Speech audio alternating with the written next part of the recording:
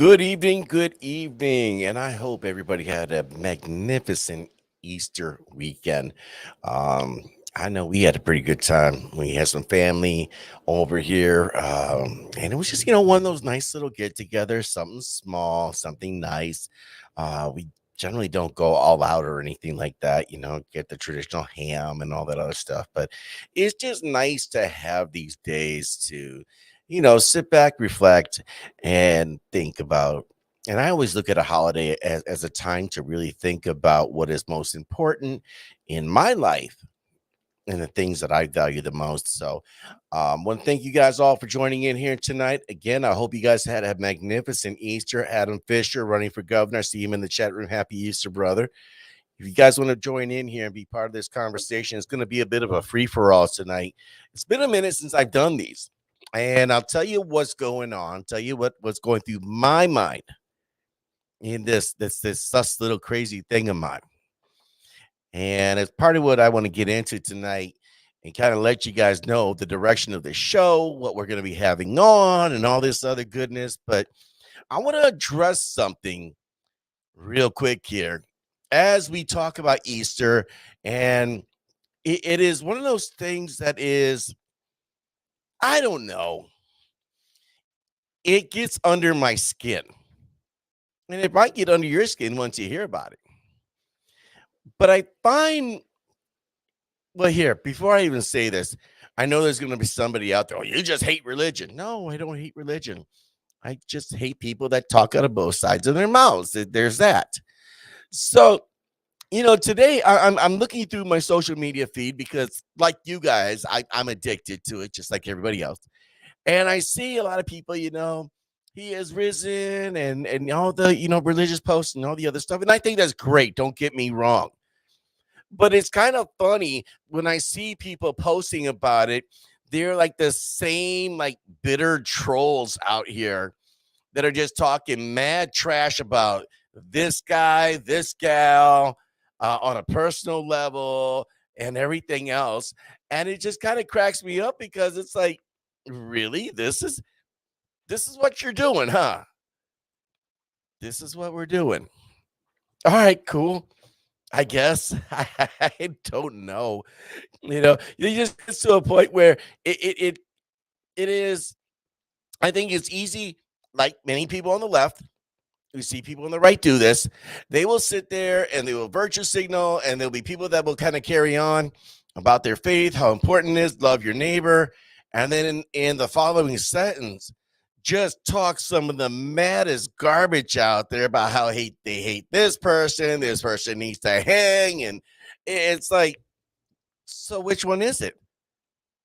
Which one is it? Is it that just that you're putting on the show because it's a holiday, or is this really who you are? I don't think for a lot of people it's really who they are. I think it's like many things on social media, it's an illusion. And so I try to be very careful about what I post on social media. Like, for example, for myself, you'll only know my politics. You'll know, what do you know about you'll know about my politics, obviously. You'll know about my dark sense of humor. And you'll probably know about either my dog or my love of chicken. I mean, that's kind of a universal thing. I got this thing about fried chicken. I just love it. Chicken is like the perfect food. But that's neither here nor there. Yeah, Frank, you're absolutely right. Kim, happy Easter. I was gonna say happy Thanksgiving. I'm like, what the hell? Um, yeah, you're absolutely right, Frank. Just ask for forgiveness after you sin. But in the same vein, though, is that one of those things like, does asking for forgiveness after you sin, does that give you license to just be, well, let's just call it what it is? Does that give you license to be a dick with other people? And I ask this question legitimately, because again, I see a lot of people spout off at the mouth, and social media is magnificent that way because it allows people to talk the trash that they talk, but they would never, and I mean never in a million years, say that to somebody's face. Very few people, I think, have the intestinal fortitude, the courage of their own convictions, and strength of character that would disrespect somebody online and actually say that to their face. And I have to wonder about we look at the nature of our civil discourse, and I really do wonder about it because I think it's one thing for you to have a position, me to have a position. We might disagree. Hell, we might even take it personally. The problem with it, though, is when you take it to such a degree that now everything becomes a ad hominem attack. Now, I understand when an individual takes your critique or their criticism personal, because it's very, how do you separate what you believe from who you are? I think for most people, whether you're on the right or the left, most people are very tied in to their values, that their values are what they live for the most part. And when I say for the most part, because I mean, I do understand a lot of people on the left, they might say one thing, but live a different way. They might be heavily pro abortion, but they never partake in an abortion, you know.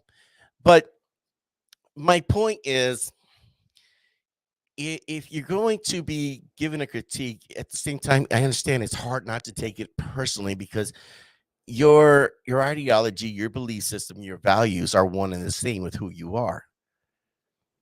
But if you're going to be in this arena that we're in, and you're going to put your values out there, put your beliefs out here, if you're going to articulate them in any way, form, or fashion, you have to come with thick skin and realize that, you know what? Most of these people, yeah, they're not coming at you really personally. They don't necessarily hate you as a person, unless it's on the left. But I noticed that on the right, been becoming more and more vicious with one another, more and more venomous with one another.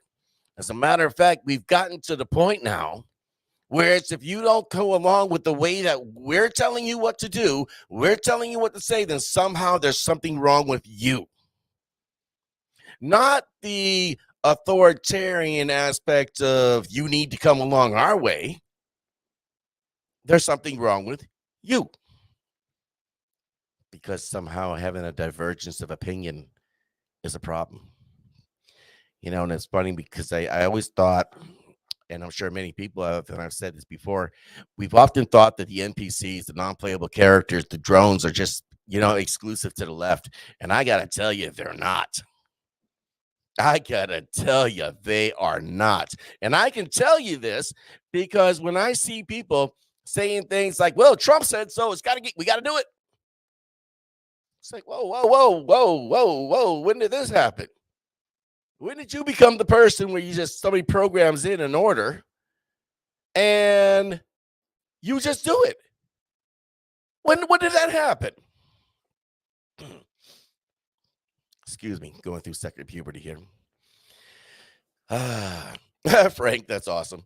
We're only religious twice a year, Easter and Christmas. Yep, we got brother Joe Lozano here in the chat room. What's going on, brother? Good to see you here. Johan, what's up? I hope I'm pronouncing your name right. I hope I got that right. I got to be careful. Sometimes I mispronounce people's names. The stuff I see on leftist posts for Midwest SRT is absolutely crazy. It makes me ill. Oh, I believe that. I believe that. Darlene, how are you? By the way, shout out to the Milwaukee County Republican Party. They over the weekend they had an event up in I think West Dallas on Highway 100 at their office to just kind of have the office open there for people to come and collect signatures for the candidates. Candidates can come there and just try to centralize things. And it turned out to be, it looked like it was a really good event. Had it not been the fact that I live like 2.5 hours away from Milwaukee, I might have shown up, but it is what it is. So, oh yeah, that's another thing. April 15th, signatures have started. Can you guys believe that? We've gotten to that point now where now it's time to collect signatures. So if you guys are about your candidate, I don't care who it is. I don't care from the governor on down to, whoever else is going to be running on the bottom of the ticket on the very, very, very wee bottom. Post office, mail carrier, doesn't matter. Get them signatures out there, man. These people need help. These people need help. Good event. Glad to hear that. Orlando, what's going on, brother? Good to see you here today. Good to see you. So let's get back to my point.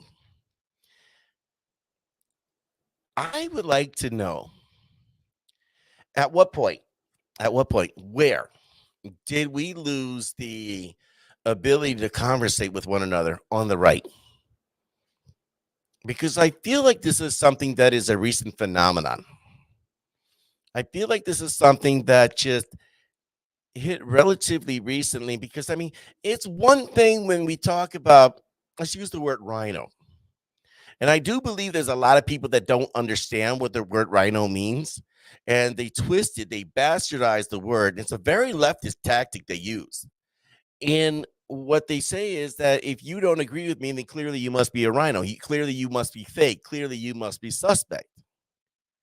And I kind of think it's interesting because the vast majority of people that are using the word rhino generally tend to be the libertarians pretending to be Republicans, thus, the very definition of the word rhino Republican in name only, not RHINO, but RINO. By the way, it is freaking hilarious to me when I see people writing that out, RHINO. It's like, do you proofread your work? Do you go over these things? Do you read it in your head? Do you read it aloud? Or do you just go on to this, circular firing squad of just going back and forth with people? Because I noticed that too. People just go back and forth on social media, and it is, in a lot of ways, it's funny, but in even more ways, it's tragic.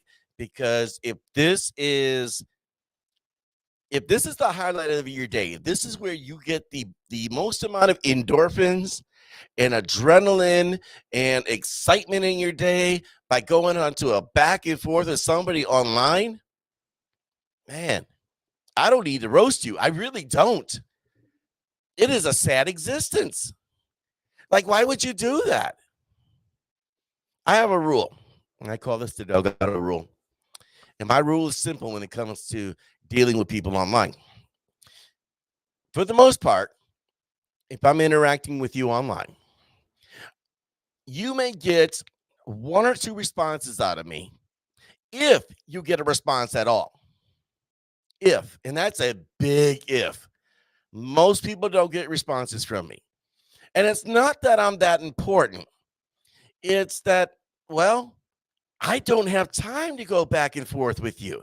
I don't have time to be in this online pissing contest where we're gonna go back and forth. We're gonna trade barbs. We're gonna insult one another. And don't get me wrong, I love the insult game. I mean, God, I am good at it. I am one of the best. Like you, for the most part, you do not want to get into a battle of insults with me because I'm a freaking Jedi Master. I'm the Dark Lord of the Sith. I've been at this game for so long, and I have been trained by the best. I am good. But even so, what am I going to get out of it? And my rule simply states that if this back and forth conversation, if it doesn't make me money, if it doesn't make me a better person, if it doesn't provide me an opportunity, I don't want any part of it. Like I said, you may get a 1 or 2 post response. That's it. After that, I'll move along. And that's if I even respond to you at all. Now, occasionally, there might be somebody that the back and forth dialogue is going to provide value. And see, if you're going to engage in these online back and forth with somebody, number one, it really helps if you're doing it with somebody who you know is clear of mind, even if they think differently than you. You see, because it is okay. Like I talk to many people on the right, and we don't necessarily agree on everything, and that's cool. All I want to do is understand where you're coming from. And hopefully you understand where I'm coming from. And then maybe we might say, you know what? Well, that was a good point. But here's where you're wrong. That was a good point too, bro. Here's where you're wrong. Well, what if we put our two ideas? Think about it like, the dude who tripped with a chocolate bar and he drops it in the peanut butter bucket, and all of a sudden you got the Reese's Pieces, right? It's a hybrid of ideas. Everybody loves Reese's Cups, right? Who doesn't love that? I mean, other than people that are, diabetic and on keto, but that's a whole nother. So we're not talking about that. We're talking about just love of Reese's Cups. The hybrid of ideas. So I just don't know where we lost this ability to have conversations with one another, without going and resorting to personal insult. So I don't like to partake in it for the most part. I mean, don't get me wrong. I'm a petty person. I'll be the first person to tell you that. Occasionally, I'll dive into it. But I will admit to you, I afterwards, I really don't feel all that good about it. And the reason I don't feel good, nothing changed. Your position didn't change. My position didn't change. And if you feel that you need to also get this, virtual victory lap, like, oh, he didn't respond, I must have won this one. Shut up. You ever wonder why some people just don't go online because they're like, you know what? I'm not dealing with you people anymore. You people make me sick. I can't deal with this. I can totally understand it. Totally understand it. Let's see here. Yeah, there was a lot of people up there. I saw they had, Eric was there. Orlando was there. Jonathan, I saw Jonathan Wickman walking in there. Jay Schroeder was there. Yep. Yeah, Frank said they got the sugar-free Reese's cups. This is true. This is true. No, I find that the no response is actually the best response for the most part because it's like, okay, here, I don't want to jump ahead of myself, but somebody responded to a post I put out, and it's like, why? Why would you even respond to my post like that? Like, what was the purpose of it? This is an amateur hour at the Apollo. There's nothing that you can bring that's good to me that brings me value. Why? I just don't get it. Oh my goodness. Yeah, I heard News showed up there too. Yep, saw that. What was it? TMJ4, WISN. I think it's actually cool that they showed up to show that the Milwaukee County Republican Party is, out there trying to get signatures for people and things like that. I think it's actually really cool. But no, so for me, like I said, I can be very petty. Tor, dude, seriously. Dude, really? You're messing with the cat's food. Like you haven't eaten enough today. Hey, leave it. No, seriously, dude. I just go like lay down or do. Yeah. Thank you, sir. Yes, I'm talking to my dog right now. My dog messing with the cat food because for whatever reason, he has I honestly think that my Rottweiler has a pocket dimension for his stomach. That's why he'll eat everything he can. That's just what he does. So every now and again, we just have to have a conversation. So I do apologize for that. It's a good point. Uneducated trolls. But what about the educated trolls? What about the educated trolls? Those are the ones that I worry about too. But we'll get to that here in a minute. Again, I don't want to go too far ahead of myself. So what am I planning to do here? What is the purpose of, tonight's Pints and Politics? And like I said, if you guys want to join in the show, please let me know. Send me a DM here, and I'll send you a link. As long as you ain't trolling, as long as you bring something to the table, as long as you don't act the fool, we're on board. We'll have these conversations. But speaking of conversations, here's the point. I want to make sure that I'm bringing, again, value. And I want to bring value through the conversations that we have here online. Now, for those of you guys that have listened to me for quite some time, you'll have noticed a stark evolution, to the things that I have not so much said because my positions on almost everything is identical from day one. If you were to go back to my horrible shows, I mean horrible, back 7-8 years ago, they were atrocious. Clearly, I'm much better at what I do now. But back in that day, every other word was F this, this, this. I mean, I'm cussing everybody out. And it is one of those things where I've learned to scale back because really, you tend to attract more flies with honey than you do by swinging at them with a stick, right? And over this last year and a half, 2 years, I've been very privy to a lot of things. I have been very fortunate. I have been very blessed.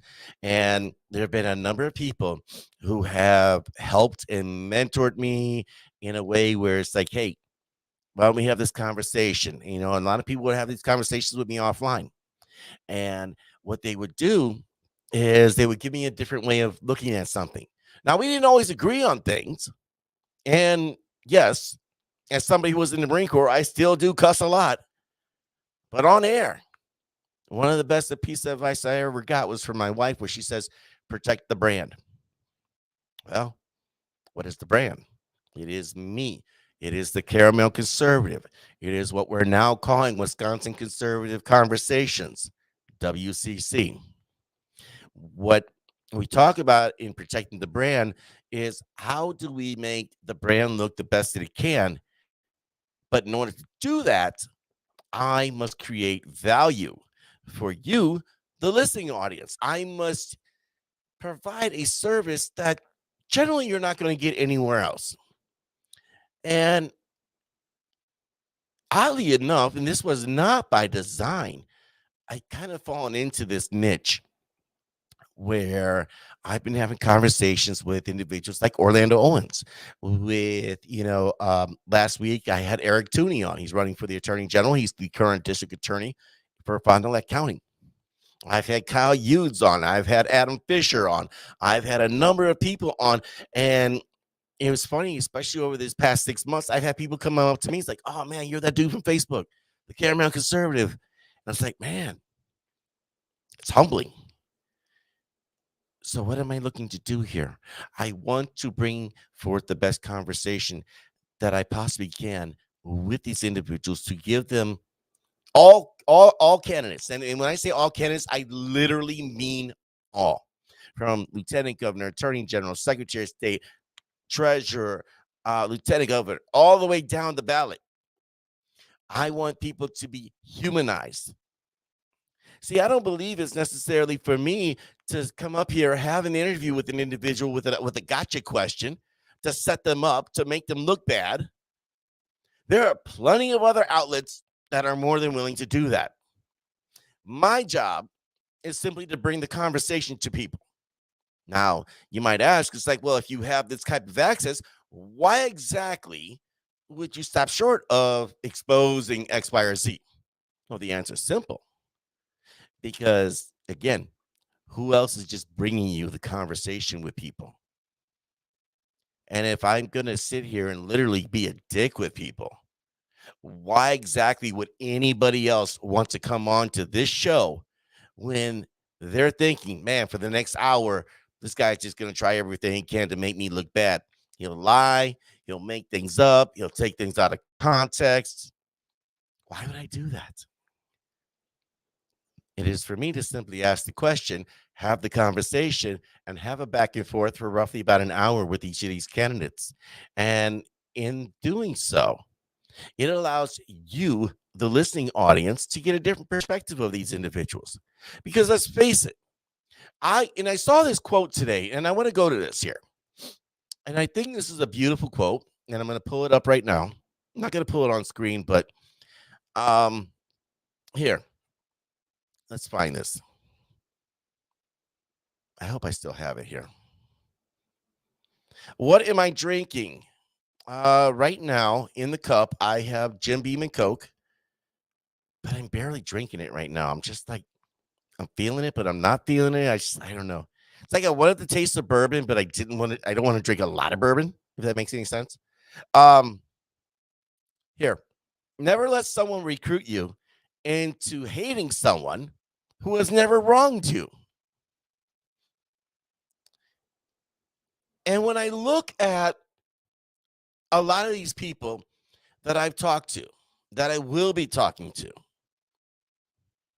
none of them wronged me. I have no personal beef, no personal vendetta, nothing against any of these folks. As a matter of fact, I think all these people are good people. I think they all have the best of intention. Now, whether or not I agree with them philosophically or not, that remains to be seen. But we'll have those conversations. We'll bring that value because if you think about this, right, most people do not get their information from television. Most people, they've cut the cord. Most people don't have cable. Most people don't have satellite. Most people get their stuff from online. A lot of people don't have the time to listen to AM, FM radio. Nobody reads a newspaper. And the people that get their news online, for the most part, all they do is read the headlines. They don't dive deep into the story. They don't read the whole story, much less research the story. But what they do, they watch these videos. They get to be a part of these conversations. It's like being a fly on the wall and watching these conversations happen. So it is with great pleasure that I am announcing here, and I put this on a post here yesterday, that over the next few weeks, I will have several more candidates here. As you guys know, several weeks ago, I've had Adam Steen, who's running as a primary challenger to Representative Robin Voss on, and that was a phenomenal show. Adam Steen is a great guy. I love the conversation with him, and we'll see how it plays out in the 63rd Assembly District for him. However, Tuesday night, 8 p.m. Central Standard Time, I will be having the man that Adam Steen is going to be challenging. I will be having the Wisconsin Speaker of the Assembly, Representative Robin Voss, on this show here Tuesday night. And it'll be on Facebook Live. It'll be on YouTube Live. And I want this to be a productive and good and cordial and civil conversation. There are questions we will certainly go over. We will talk about the election, 2020. We'll talk about his upcoming election. What's his vision for Wisconsin going forward? We'll talk about a lot of different topics here. And I'm sure he's got some topics he'll want to talk about as well. And we want to have these engaging conversations. Because again, if I've had one candidate on, I really would like to have the other one on. And Robin Voss has agreed to come onto the show, and I will treat him, and I would expect that my listening audience would treat him with the utmost respect. Now, you don't have to agree with him, but you do have to act like civil human freaking beings. Just the same. Wednesday night, 8 p.m. Central Standard Time, I will be having Republican Lieutenant Governor candidate, Senator Pat Tustin. He will be my guest here this Wednesday night. Next Wednesday, the 27th, what are we going to have there? We're going to have another lieutenant governor candidate. We're going to have Ben Vogel on. And Ben's a great guy. Had a chance to hang out with him for about an hour last week. Awesome guy. And I hope you guys get a chance to enjoy that conversation we're going to have. And then May 4th, 8 p.m. Central Standard Time, I'm going to have David Vernon, also Republican, running for lieutenant governor. And these are going to be phenomenal conversations. I'm very proud to be able to bring you guys these conversations. And I'm hoping, it is my sincerest hope, that I can bring value to you guys, to the candidates with these conversations, and get the best information that we can out there. And then you guys judge it for yourself. You guys judge the candidates. Because if you do have the opportunity to see some of these folks on TV or the radio, oftentimes what you will find is they might get 10 to 20 minutes of airtime. I'm giving candidates an entire hour and more if you guys want. If a candidate wants to go 2 hours, I can do 2 hours by myself easy. So you can imagine what a 2-hour interactive conversation with me would be like. So a message to anybody else there running for office. Hell, if you are a conservative content creator of any sort, musician, online, YouTube, writer, doesn't matter. I want you on the show. Hit me up. TCC Podcast at protonmail.com. Do I have this in the banners? I don't think so. No, I don't. But I do have the website. Boom, right down there. Check that out. So, yeah, if you are running for an office, please let me know. And I would love to have you on as a guest. We can talk about your race. We can talk about your motivations, what's getting you to do what you do, why you got involved. And these are the conversations I want to have with people. Another thing I want to get into here tonight. Yeah, what's this, Kim? Well, thank you, Orlando. I do appreciate that.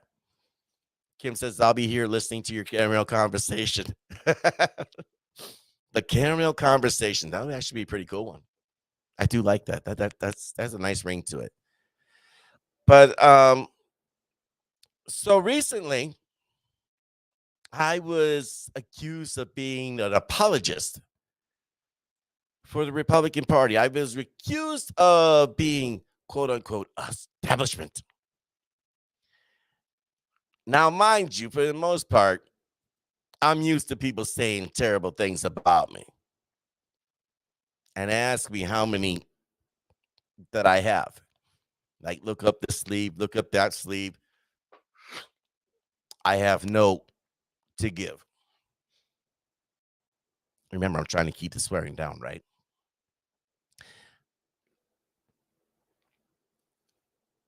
I guess I need to make a better explanation as to why I'm going to scale back on some criticisms as it relates to RPW and the Republican Party.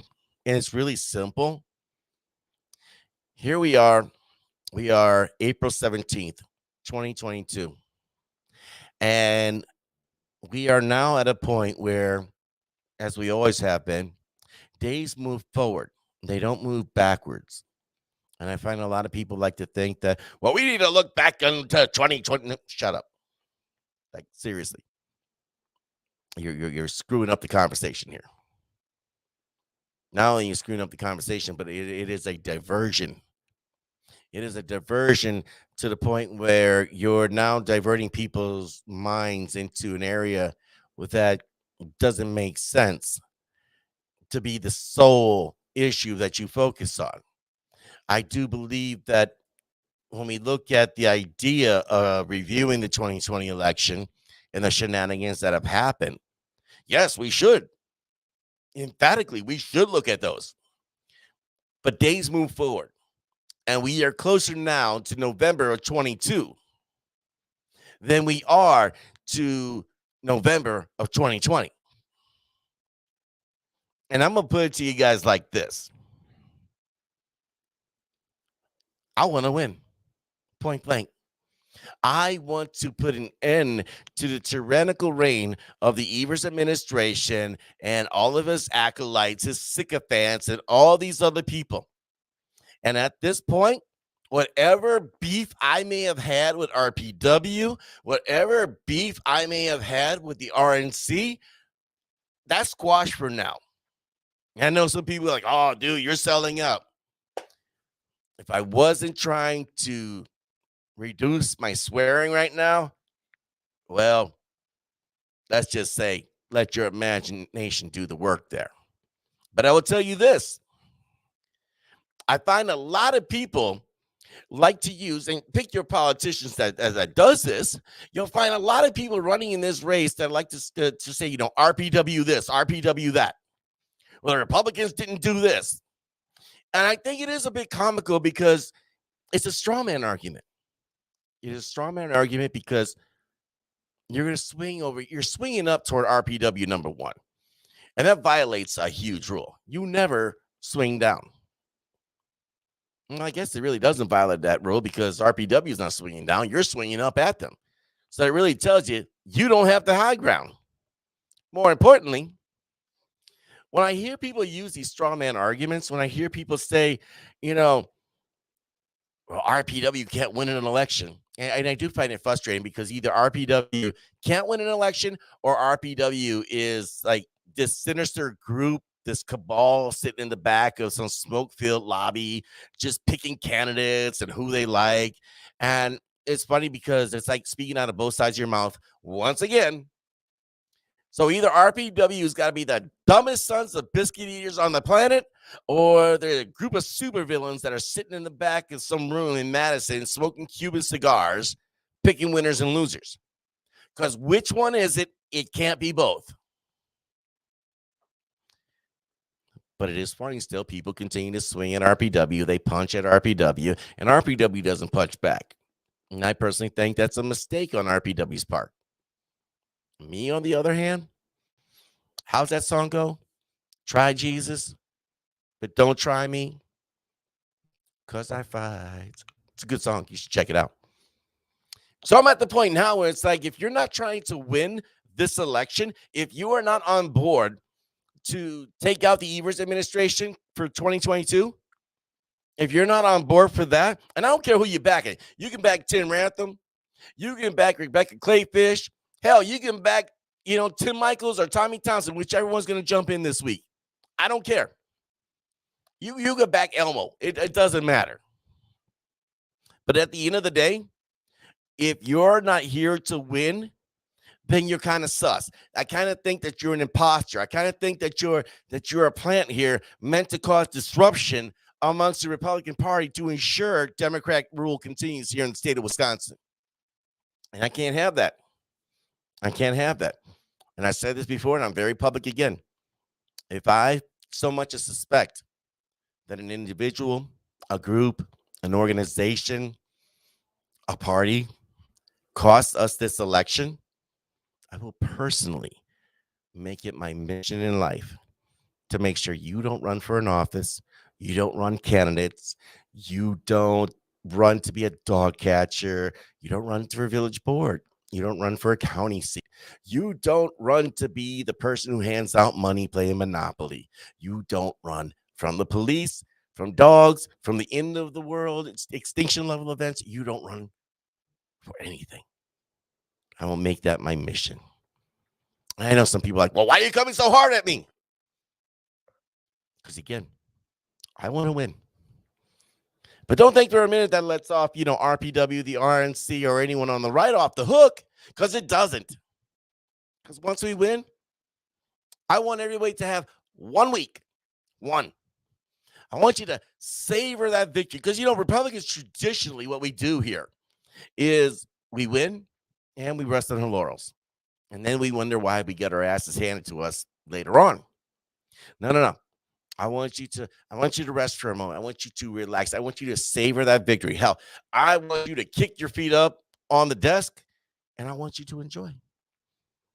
Because I'll tell you what, anybody who wins this election, it will be hard fought. It's hard fought now, and it's only going to get heavier. But I want you to enjoy that. I want you to savor that win.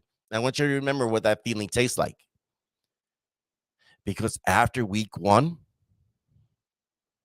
now I'm going to be on you like a fat kid on cake. Now I'm going to be coming at you because you know what?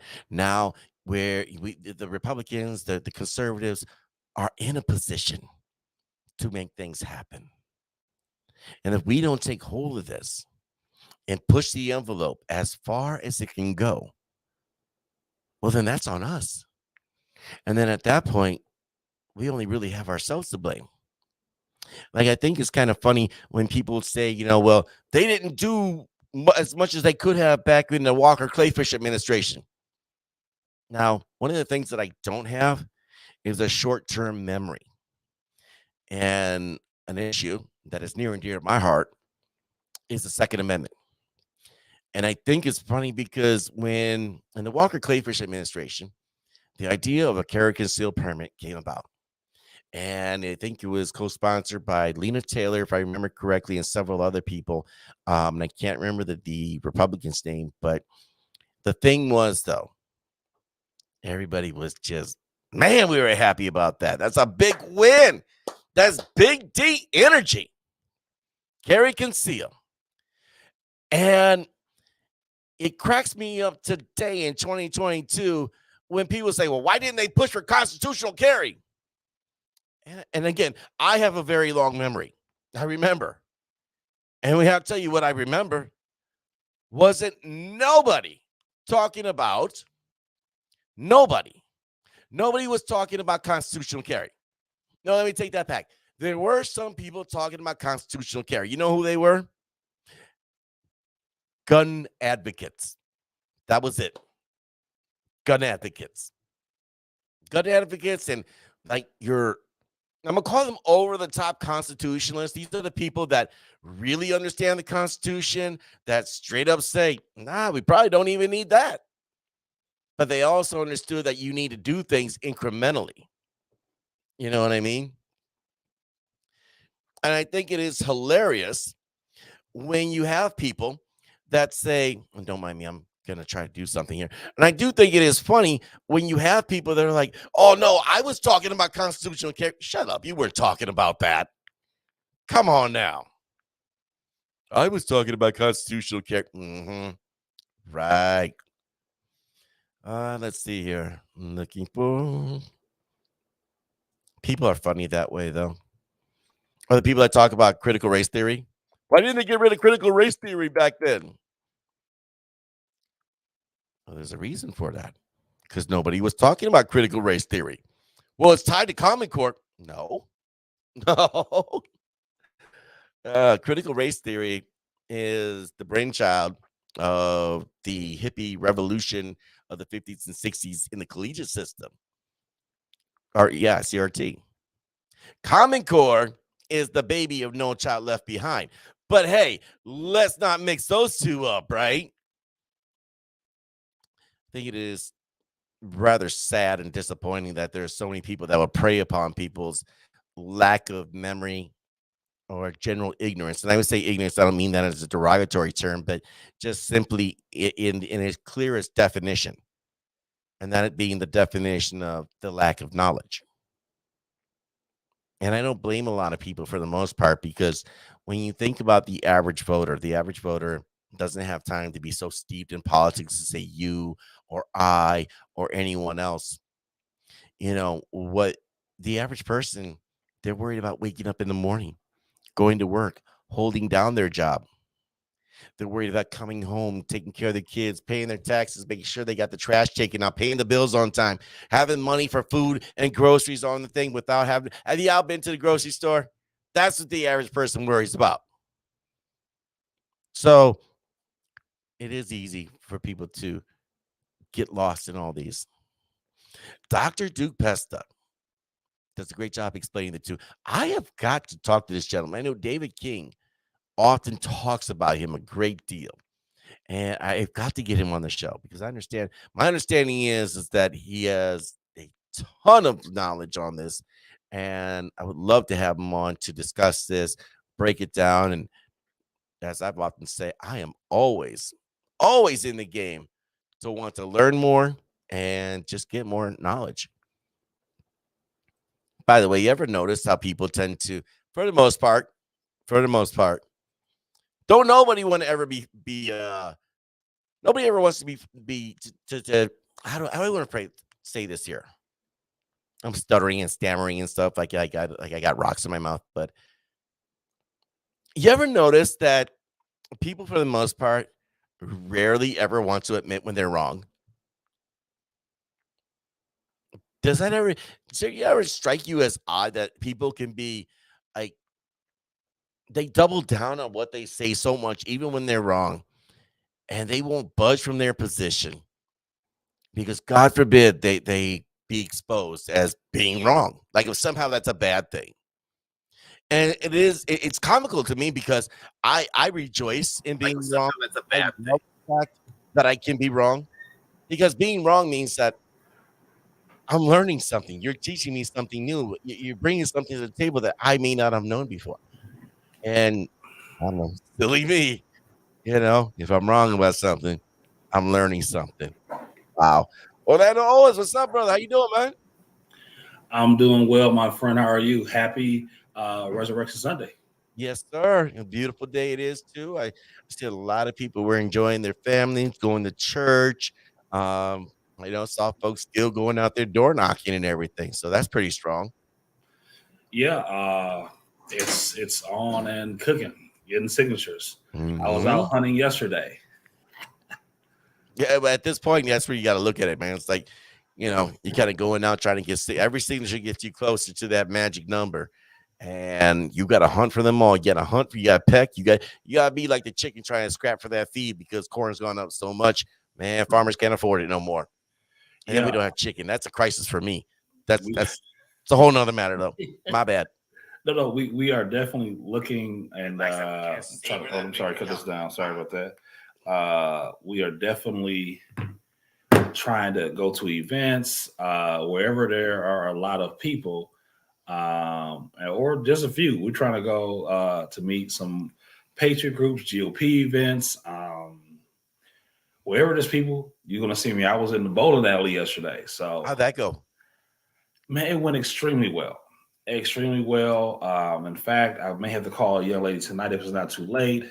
but I may just duck off for a minute, just black out for a minute, so I can just call her before it gets too late.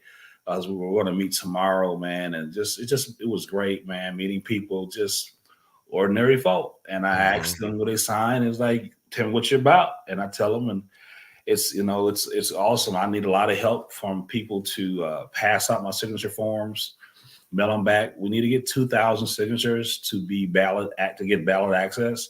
But we want to get our goal is like 3,700 because we want to make certain we have more than enough to be on the ballot. We've clawed this point to go through the viability process. I don't know yet if I want to be if I've reached viability to be on the stage at state convention. So hopefully we'll be hearing back soon. Just booked my ticket for state convention the last day of the early bird special. Hotel, save that $25, man. It's a recession out here, man. And I got I didn't get a hotel at the convention. They had ran out of the hotel slots at the price. I believe that. I get a hotel like kind of around the corner. But I'm excited, man, for this phase of the process. A lot of it I have to do with trust. I have to trust a lot of people. But I was in Walworth they had a grand reopening of a new campaign office, and I came out to Milwaukee County's signing event. Saw Jonathan Wickman there. Jay Schrader was there. Tony was there. Also, who else? One more person was there. I can't remember the third person. Myself was there. I think it was all four of us. So we all were there. Got a few signatures there as well too. So shout out to RPMC for putting on the event. Also with RPW, they're going to have these for the next, I think, 3 weekends. And I'm going to wherever I can as well too. If someone is putting these on. Lincoln days, whatever. At this point, I'll tell you, I don't have to speak. If you all know of events coming up, please shoot me an email or send me a text. I want to go there. I don't have to speak at this point. Right now, mission is go to get to 3,700. That's the mission right now. Now we got a question here in the chat room. Said voters can't sign for more than one candidate. Is that correct? Yes and no. Voters can sign multiple candidates for different races. So in my race, you can only sign for one candidate. If you like for the lieutenant governor, we have 9 people running. You have to pick one lieutenant governor to sign their nomination. Same thing for governor, all the races. You have to pick one candidate from each of the races. You can sign a nomination paper in each one of those races, but only one candidate can you sign for.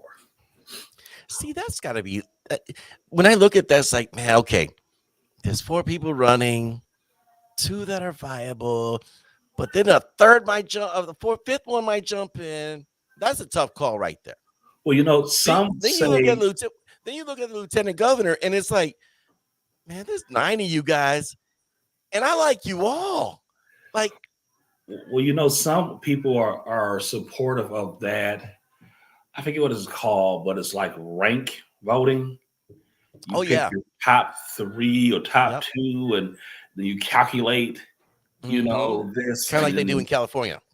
And it's a way of, you know, I think, but I don't know. I mean, it's just a lot of talent this year. I think a lot of people are fed up. I think two weeks ago, Tuesday, showed that we can take back our government. That government is never outside of the grasp of citizens. And I think that's one of the themes that will be a takeaway. It was a takeaway theme from 2 weeks ago that we have a citizen-led movement across this country, across our state. You know, so it's something that we talk about government and elected officials. And what a lot of people did, they said, I'm tired of talking. I'm going to run. And a lot of people ran. I mean, there were the conservative movement picked up, you know, hundreds of seats. I want to say like 300, 400 seats Tuesday night throughout the state of Wisconsin. It was a phenomenal night. It was a phenomenal night that we still have work to do. We need to press forward to get more seats on some of those school boards and county boards. Some seats we flipped. Some seats we flipped, some boards we flipped. But yeah, we got to continue with the movement. You got a question? I'm sorry. Oh no, I'm just putting up, you know, different comments as they That come would be up and perfect. everything. Oh yes, right. But yeah, so it's. I heard some of your earlier commentary, and I'm one. First of all, let me admit, I thank Jesus every day just for Yes, being sir. for forgiving my sins and dying and rising on today. That I am far from a perfect candidate. I'm far from a perfect man. I've made mistakes. I've fallen short. I've even changed some position statements over the last few years. I can tell you, Ed, over the last couple of years, I've become more conservative. I don't Ain't know that because something? I became a dad or got older. Well, I'll say this. One of the things that really kind of pushed me further, I've been more like, pushed me further for love. It's like I seen some very disturbing things over the last couple years that really Mhm. just pushed division amongst people. And like my natural response is like the opposite. Like, no, I'm Yeah. gonna push harder to bring people together. I did. I saw certain themes that I thought were going to help people and maybe be a unifying force. Hmm. But as you got closer to them, you found out there was more self promotion, um, Yeah. more division, and not real freedom conversation. Because real freedom for me really means for in a lot of situations where I live, uh, leaving the Democratic Party, leaving the Democratic voting, pool of candidates and people. I think that it's important that we do that. Um, so that to me made me feel more um, patriotic to say no. I don't support that. And in fact, America's not that bad. In fact, Right. America's quite good. And so it kind of drove me over the last couple of years to be more like love for country. Like, nah, I respect some of the things you're saying, but I see where this is going. And I thought it was going in one direction, but it's not. You're not about building unity. You're not about building nation, love for nation. In fact, you're more about division from the BLM movement, all Hmm. the activist groups that you thought, that, there was some good in these groups. Not much at all, man, because they're underlying being fed and being provided by George Soros and the left Yep. wing. And it's like, well, this is nothing more than a political organization. This is not It's a about free. militant arm for the left. Yeah. And I think it's Exactly. interesting that you brought up BLM because I remember during prior to the George Floyd riots, what you had were George Floyd protests. And it's funny because, anybody who watched any of the footage, whether it be George Floyd or the guy down in Kenosha or anywhere else, everybody had an opinion. Everybody had an opinion. And anybody who says that they didn't have an opinion, they're lying to you. But the thing is that I get it. The people that were protesting on the onset, I remember there was a young lady.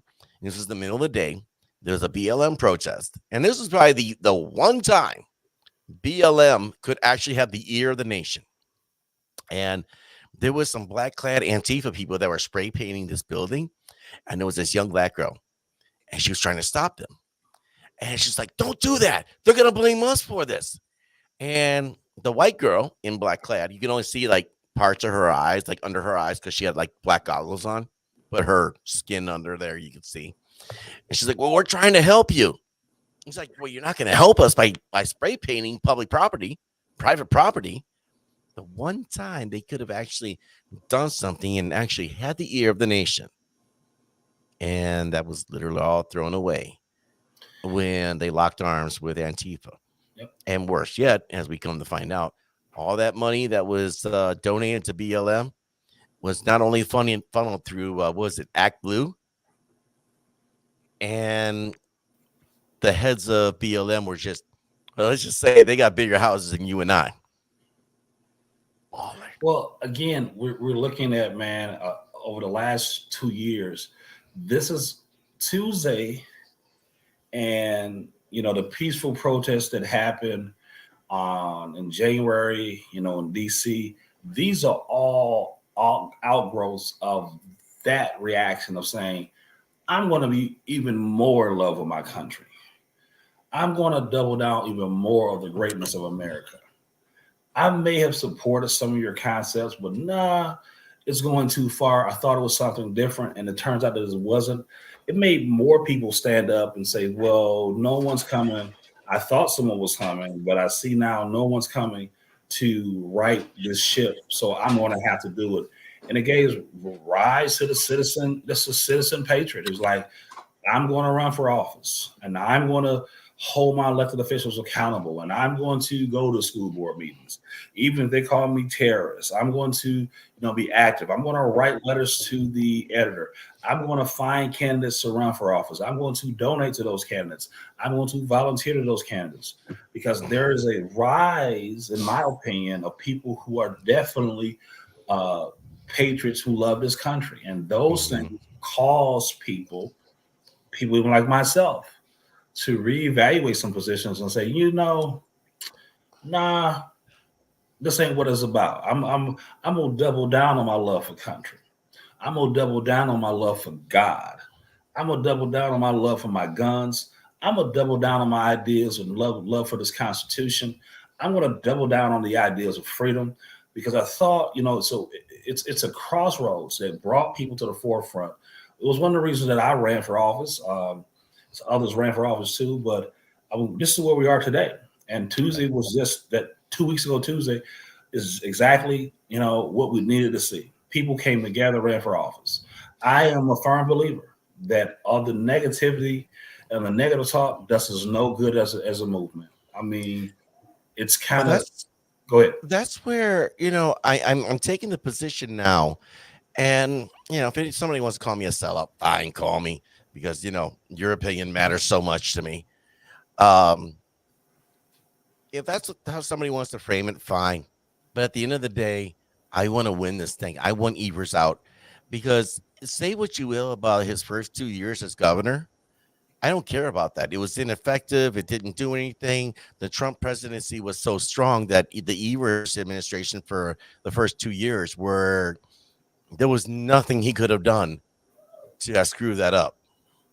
But come March of 2020, when the lockdowns happened, when there was one executive order after another, when, business after business that I saw personally, I saw these businesses shut their doors. I saw some of them, on life support. I saw a number of them that just lost everything. They got out. They couldn't deal with it. I saw people losing their damn minds all over the place. And I tell you, man, forget the first 2 years.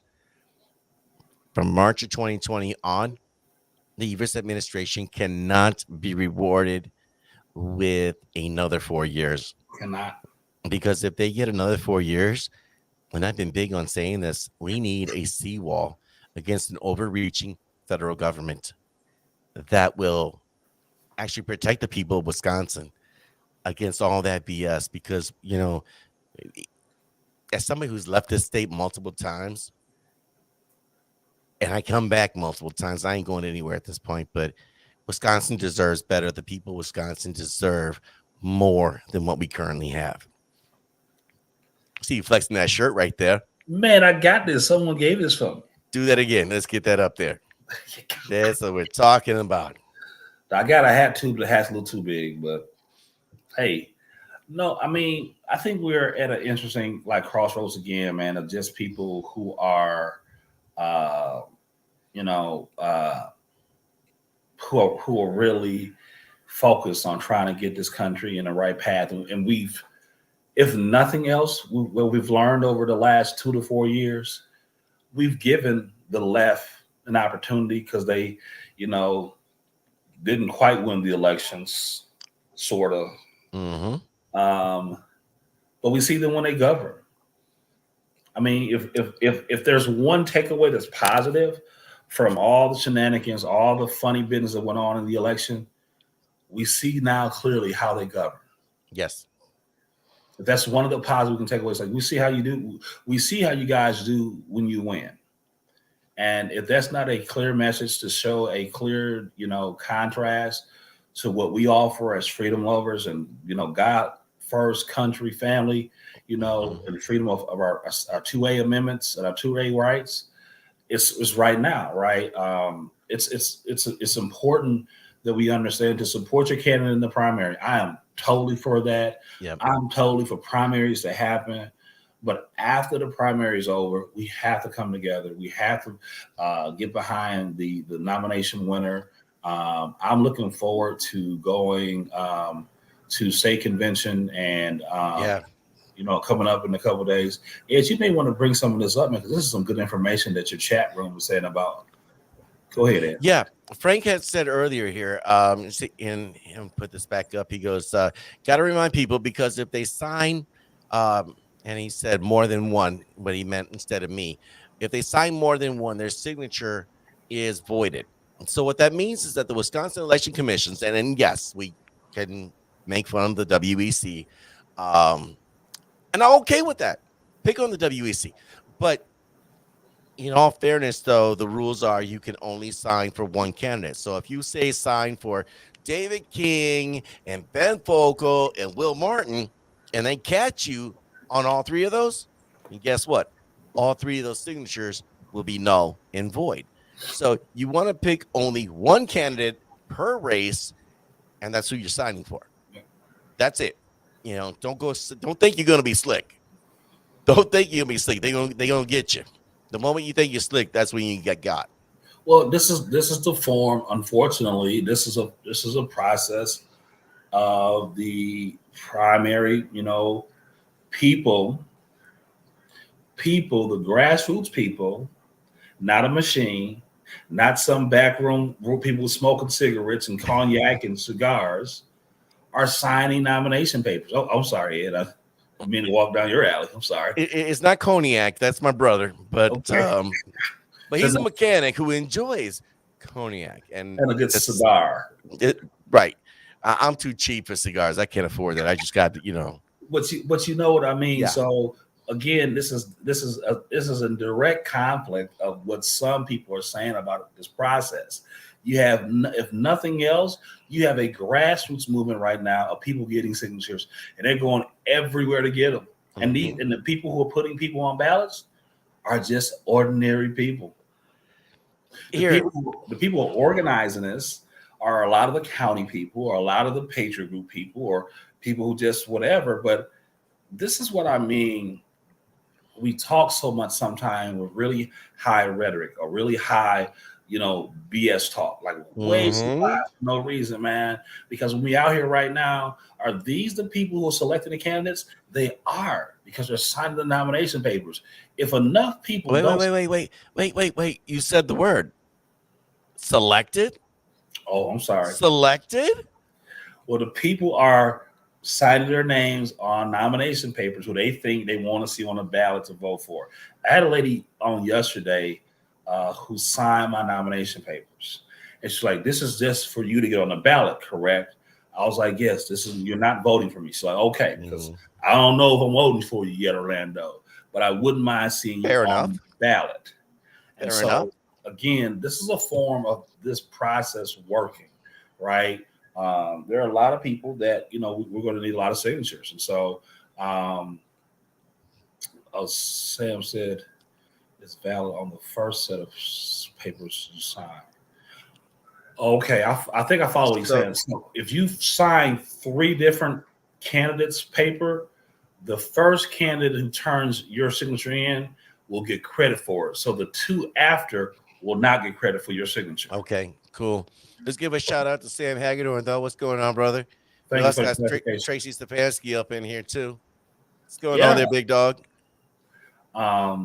But yeah, I think this is where I think also what's going to happen, unfortunately, man, people who are, are kind of stoking this division are also saying, like, again, this is a grassroots organization and a grassroots process. Now signatures are being made by just ordinary people on the highways and the hedges, at the grocery store, at the farmer's market, on the farm, at the mechanic shop, at the bowling alley, just everywhere, at the church. Everywhere you can find people, just ordinary people who are electors in the state of Wisconsin, are signing nomination papers and also are getting individuals on the ballot so that they can run for office, and there could be a further discussion among the people. And some of those people next month will be also selecting a candidate they believe who may be able to carry the banner of the Republican Party. Now, again, whoever doesn't get the nomination in the state convention doesn't have to stop running. The It is their right. The state convention is only for the organization that carries a lot of conservative candidates. Other candidates don't have to get out of the race, not by a long shot. That was one of the things we had to sign was a unity pledge. Never said anybody had to get out of the race at all. It just asks that after the primary is over, You mean August 10th? August 10th, that we come together as a conservative movement and we don't bash the winners or the other losers or something. We just Now, let me ask you this here, because there's been some people that have, I'm going to say, just outright lied about this unity pledge. Okay. Now, I've not read this version of the unity pledge that had been out there, but my understanding of it is essentially you don't even have to endorse the candidate who won the pledge. They're just asking you not to talk trash. You're right. Just leave it alone. Let me do you one better, Ed. I can try to find a pledge. Oh, snap. Look at you. Orlando's taking it to the next level. There we go. And if Orlando gets that, you do have a share ability. So however you choose to do that. But yeah, it's kind of funny. And I would like to go to this topic here because a lot of people have been talking about on the campaign trail that the people that go to convention are the elites of the party. Now let's break something down here, and let's break it down real easy. I will, for the first time, be going to the RPW's convention here for the state of Wisconsin. And I'm doing this by choice. In the past, I just chose not to do it because, well, I didn't want to. Pretty simple. But I'm not what you call elite. I'm not the baller. I'm not somebody, I'm not a big money baller. I don't come in, I'm not riding around no Escalade. I don't have the pimped out Tesla. I don't have anything like that. I ride around in a Kia Soul. That's how I get down. So is me going to convention and participating in the delegate process, does that make me one of the elite?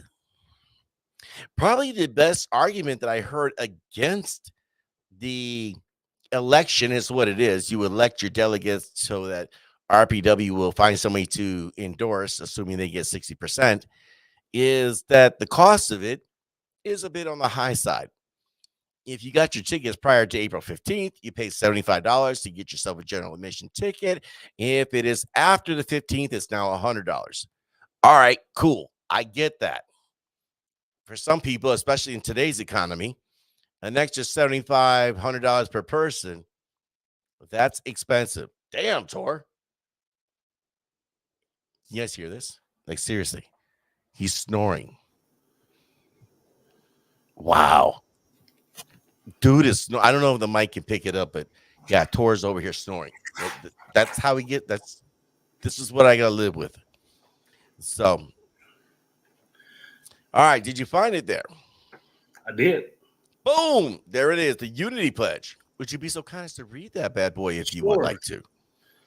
I, Orlando Owens, affirm that if I do not win the 2022 Wisconsin Republican nomination in the primary election for Wisconsin State Treasurer, it does say that. I will endorse. It does say endorse. Oh, it does. Okay. I will endorse the 2022 Republican nominee regardless of who it is and do everything in my power to assist them in winning the election.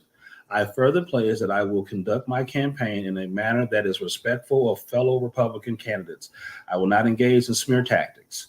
I will focus on achieving victory in November, ensuring that whichever candidate earns the nomination is the strongest position possible to win the general election. Finally, I understand that the endorsement process of the Republican Party of Wisconsin, and I will pledge to respect the process and operate within the confines of the rules of convention appropriately adopted as outlined in the Constitution of the Republican Party of Wisconsin. Now, endorse, again, is how what does that mean? Mm-hmm. But the big thing is the smear tactics. Never said, in fact, it didn't say at all that you had to get out of the race. No. So didn't say that at all. Endorsement. Okay. Endorse means what? I mean, you won. Again, just because you're endorsing someone as the winner, it doesn't mean you're getting out of the race, or you're not even won. You just won the nomination. So again, this is actually talking about after the primary. So you would have, Right.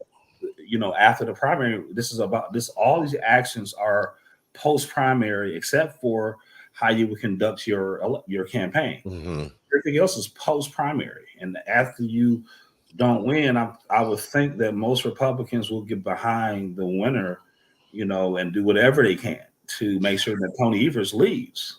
See, and I would think that, but this is one of those areas where in the past, I think this is why people look at RPW as a paper tiger. And it's like, okay, wouldn't you, if I was running RPW, and nothing against Paul Farrell, great guy, met him once, nice enough guy. He's coming to the show, isn't he? What's that? He's coming to the show. We're working that out. Yes, sir. We are working that out. But if it were me, I'd be like, listen, this is the unity pledge. This is what we're doing. And you violate this pledge, and you're going to have to find another party to go run for because you ain't coming back to my platform. We asked you, you had one job. It said terminated. And you couldn't even do it. You could not talk trash. You had one job. Terminated. I mean, hell, you could have gone all the way back to wherever you came from. Hid under a rock. Terminated spoken. But you didn't do that. You had to keep popping off at the mouth. See, and that's one of those things. Everyone gets real brave popping at the mouth until they get kicked in the chest. And the moment they get kicked in the chest, all of a sudden people are just like, oh no, look what happened to me. Well, I think, but you had one job. The takeaway, I guess what I think we all are really agreeing. I know Ed is, saying it in a joking way. Yeah, I'm over the top, but we need to really be focusing on coming together. That's the takeaway, right? Yeah. Like our disagreements, our nuanced position on issues, we should come together. Mm-hmm. So what did it say? Who has signed and who has not? I don't know, Brother Tracy. I don't know all the candidates who went. I don't think David King went to the meeting. I know he didn't sign, and he said that publicly that he wasn't going to sign it. That wasn't his thing, and fair enough. I don't know if that would ever come out. I think RPW probably will release the names of who's shown up. And honestly, the campaign should be very transparent when people say who went and who didn't. And if you went, did you sign? If I can tell you that I went. I signed. I think we've met a lot of the prerequisites to be considered. Yep. So I don't know further than that, Brother Tracy. Sorry about that. Another question. Your chat room going crazy again, as usual. Nope. What'd I miss? Let's see here. Tracy. Oh, yeah. Tracy said, I have problems with people who are running as Republican and end up endorsing a Democrat for mayor, for the Milwaukee mayor. Who do we got that did that?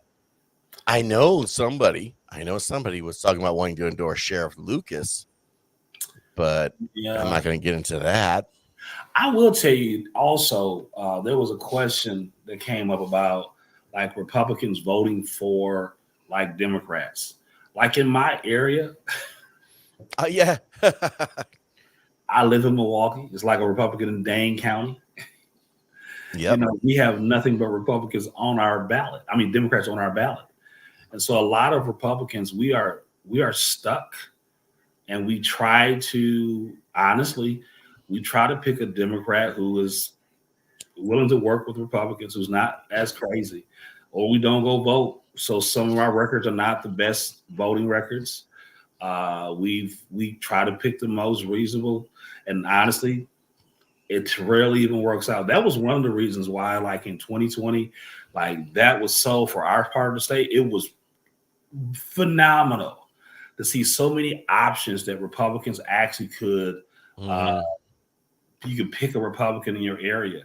You know, I say this to a lot of people. If you live in a conservative part of the state, be blessed. You get to pick, you get to pick conservatives. You get to have conversations with conservatives all the time. So check You this out. blessed. Check this out. So I live in an area where we get a newspaper and it's like 75 cents or whatever, a buck, but they only publish once a week. And bless their little souls because boy, they go out and try to do journalism, a lot of human interest piece and everything. But occasionally they get into some heavy topics. And to its credit, and this is the Washera Argus, and I can give them a shout out. They went to all the school board candidates and they asked them questions. Everybody got the same questions, and you would tell who you weren't going to vote for. As a nonpartisan race, they asked the questions that were very nonpartisan questions. They were basic questions, but the candidates gave themselves away. They tipped their hand, and you would tell the woke ones when they brought about the words like diversity and inclusion, and Equity. I want equity within Equity. all of ours. Like, no. Like my son is like, when it comes to a lot of his academic work, like he gets mad at school because like he has to wait for the slowest person to finish up. Mhm. And they were talking to us and like, yeah, he kind of gets mad about that. I'm like, well, of course I'd be mad too. Why are you slowing up his progress because of everyone else? Like, shouldn't you be working to level him up? And I get that, but you would hamper and disable, hamstring the smarter kid for the benefit of the kid that's not up to par? That's Nah, that's that's weird. equity. So for me, there was equality, and I support I'm equality. down with equality. So I went to a school called Morris Middle School here in Milwaukee. It was one of the magnet schools for the gifted and Yep. talented. So as a result of that, we had kids who were in accelerated classes. I guess on an elementary level, it would be like middle school level would be like pre IB or pre college bound courses, right? So instead of like going to certain classes, we would go to accelerated classes, or we would miss some of our recess or whatever. But Yeah. we're in more uh, I guess accelerated classes. Kind of sound like something like your son's school. They need to adopt for the kids who are excelling. Hmm. They need more challenging. They need more challenge. They need something else to do. Right.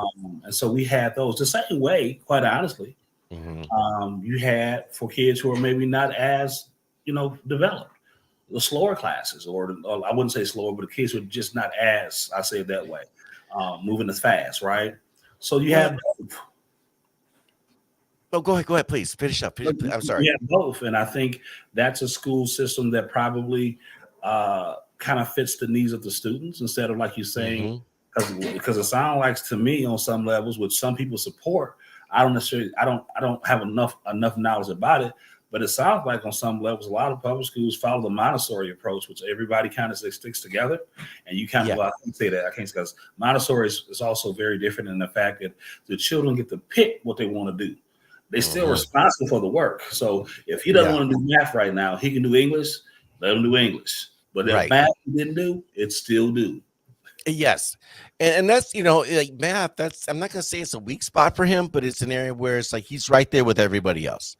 But like when it comes to like his reading comprehension, his words and spelling, like the school itself, and he's in elementary school, but the school itself, they don't have words for him. They have to, the teacher has to make a special curriculum for him. Like he's got words like, genocide, xenomorph. I mean, he's got like the crazy words that, they're like 700 letters long and everything. And those are the words he has to do. And they have to pluck them out of like the upper end of middle school. And it's one of those things where it's like, okay, but you can't get mad at a kid if he's bored. Like, why do you think you get a lot? Do you remember back in the day where he would always have that kid that was like, well, little Stevie, he's smart, but my God, he's just so he's got all this going on. It's like, all right, first of all, oh boy's going through puberty, and you're boring him to death because the teachers are just boring. Sure. And it's one of those areas where it's like, okay, if you have a kid like that, and I'm not saying my kid's a prodigy, but simply keep them engaged. And I think that's one of the areas where, as conservatives, if we had spent more time focusing on school boards and elections, and I get it, we didn't because we were busy working, doing other things. We thought schools And were somewhat neutral. right, because that was the idea. It was all supposed to be neutral. We trusted too much. We did, and we had this. I know, in your son's case, that's the exact student who is someone back in the day was probably targeted to be skipped because he was so much more advanced. Like they don't even do that now. They don't skip kids. I was wondering about that. Well, I can't say across the board, but I rarely do I hear kids being skipped anymore. Neither do I hear kids being held back either. So, well, no, they had that whole social promotion, and that was from like, no child left behind. We don't want kids to feel bad about themselves, but we also don't want to feel too good about themselves. So we're not gonna skip them to the next grade. Because back then, what would you have? You had like a 14-year-old with 3 degrees and a job offer from NASA, and now it's like, no, we're gonna slow you up here real quick. Christine, real quick, are students allowed to help each other? Technically, no. Oh, because not in the public school system. That's another way. I think she's going to say, I think that's another way that kids who are like accelerated, maybe they can help the other kids. So in this segment, so they become a helper, so they have something to do, instead of just sitting there like, okay, I'm tired, I'm bored. But I got to say this, I should not speak out of turn, Ed, because you do see these stories, not a lot anymore, but you do see these kids who are graduating early from high school, who entering college very early, so they have to enter college early because the schools, promoted them.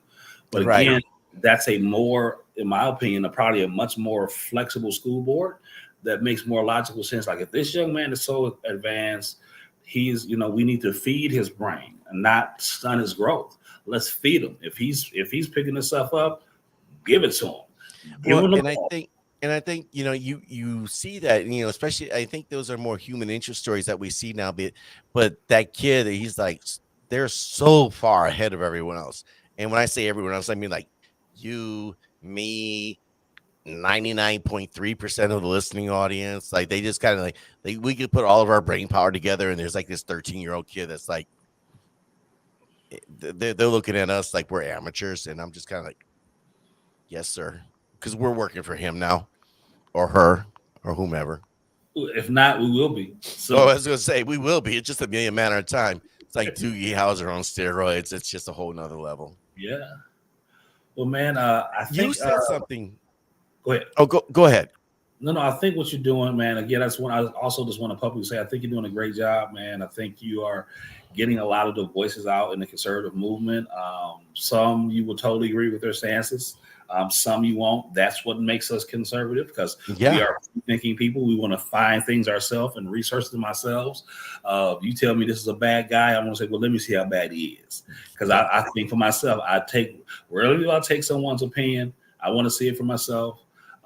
Is this one of those things like when you're growing up in high school or middle school, you have that guy like everybody, I hate that guy. He's a this or he's a that. You're like, really? He's never done anything to me. That's what I'm saying. Why did I get hate on somebody because you don't like them, or you made him the boogeyman, or you made a straw man argument? And I meet the dude, and dude's as cool as can be, and straight up like, okay, so clearly there's a disconnect here. Let's find the disconnect, because right now at this point, if we're not all fighting, if we're not all rowing in the same direction, we're pulling apart, and we can't do that. No, because we got stronger rowers up front. The ones in the back are a little weaker. But if I got a core of people in the middle that are rowing against everyone else, then we're screwed. We're going backwards. And we can't afford to do that, because that gives Evers 4 more years. Yeah, I think we have to have the end goal always in mind. And I hope that calmer heads and, cooler prevail, because Yeah. right now the rhetoric is pretty high. But I will say this, that I am hearing more um, calmer voices saying, yeah, we may not get all that we want right now, but let's continue to work hard to hold elected officials accountable. Let's continue to do that. So I think it's a good thing. My wife is feeling under the weather today. Y'all pray for her. Oh no, that The, sucks. the weather changing got her all kind of just in her head. So Hey, tell her that there's some nice days coming. We're talking low 60s, mid 50s. She's gonna enjoy it. It's gonna be beautiful. my son will be one next Sunday, brother. Oh snap! The big Like one. yo, baby boy. Man, he's awesome. And that's another Hey, reason why I love God so much, man. He's a miracle baby. see, you got that new human smell still. I got the 10-year-old that like takes off his shoes. Is like, bro, really? Seriously, dude? Come on now. This is what you He's doing, huh? awesome. I thought I raised you better. And dude's like, I took a shower yesterday. You need to take one tonight too. So we got breaking news here. We got breaking news. You ready for this? Okay. I got two bits of breaking news. The first one is like, thank you, Tracy. Thank you. But I got something better. I got, if you can believe it, there's something better than this. Breaking Okay. news right here. Tracy Stefanski has officially endorsed Orlando Owens, Wisconsin State Treasurer. You heard it first right here. Caramel Conservative, Wisconsin Conservative Conversations. Yes, that's what we're going with. Boom.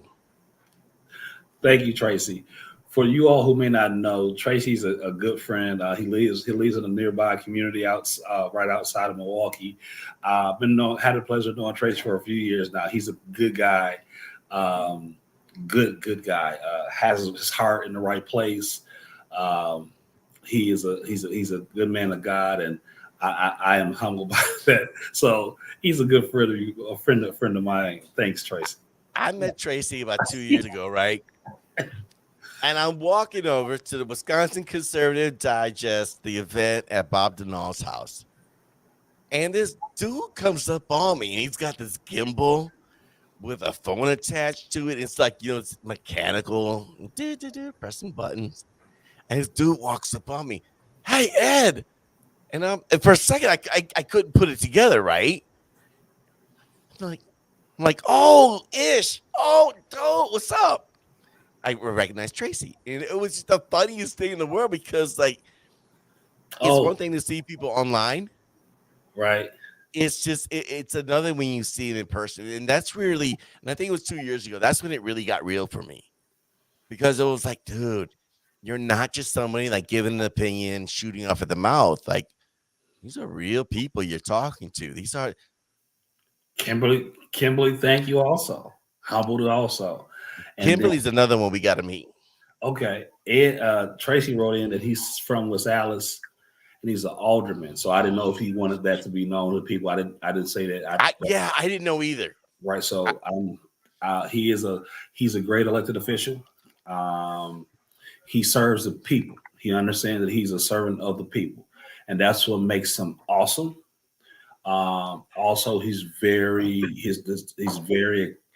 much in love with the Constitution of America, and he has the right temperament and the right mindset to be a servant of the people of West Allis and the people of the great state of Wisconsin. So kudos to him. I remember when Tracy was debating about running for alderman, and this is just a super guy, super guy. You know what's something interesting about Tracy too? He's accessible. Yeah. And, one of the things that I've learned on my journey and talking with a lot of people, and I'm not sure what it is. And if somebody's going to have to tell me at some point, do I have access to all these candidates and these movers and shakers because of who I became? Or are they just that accessible?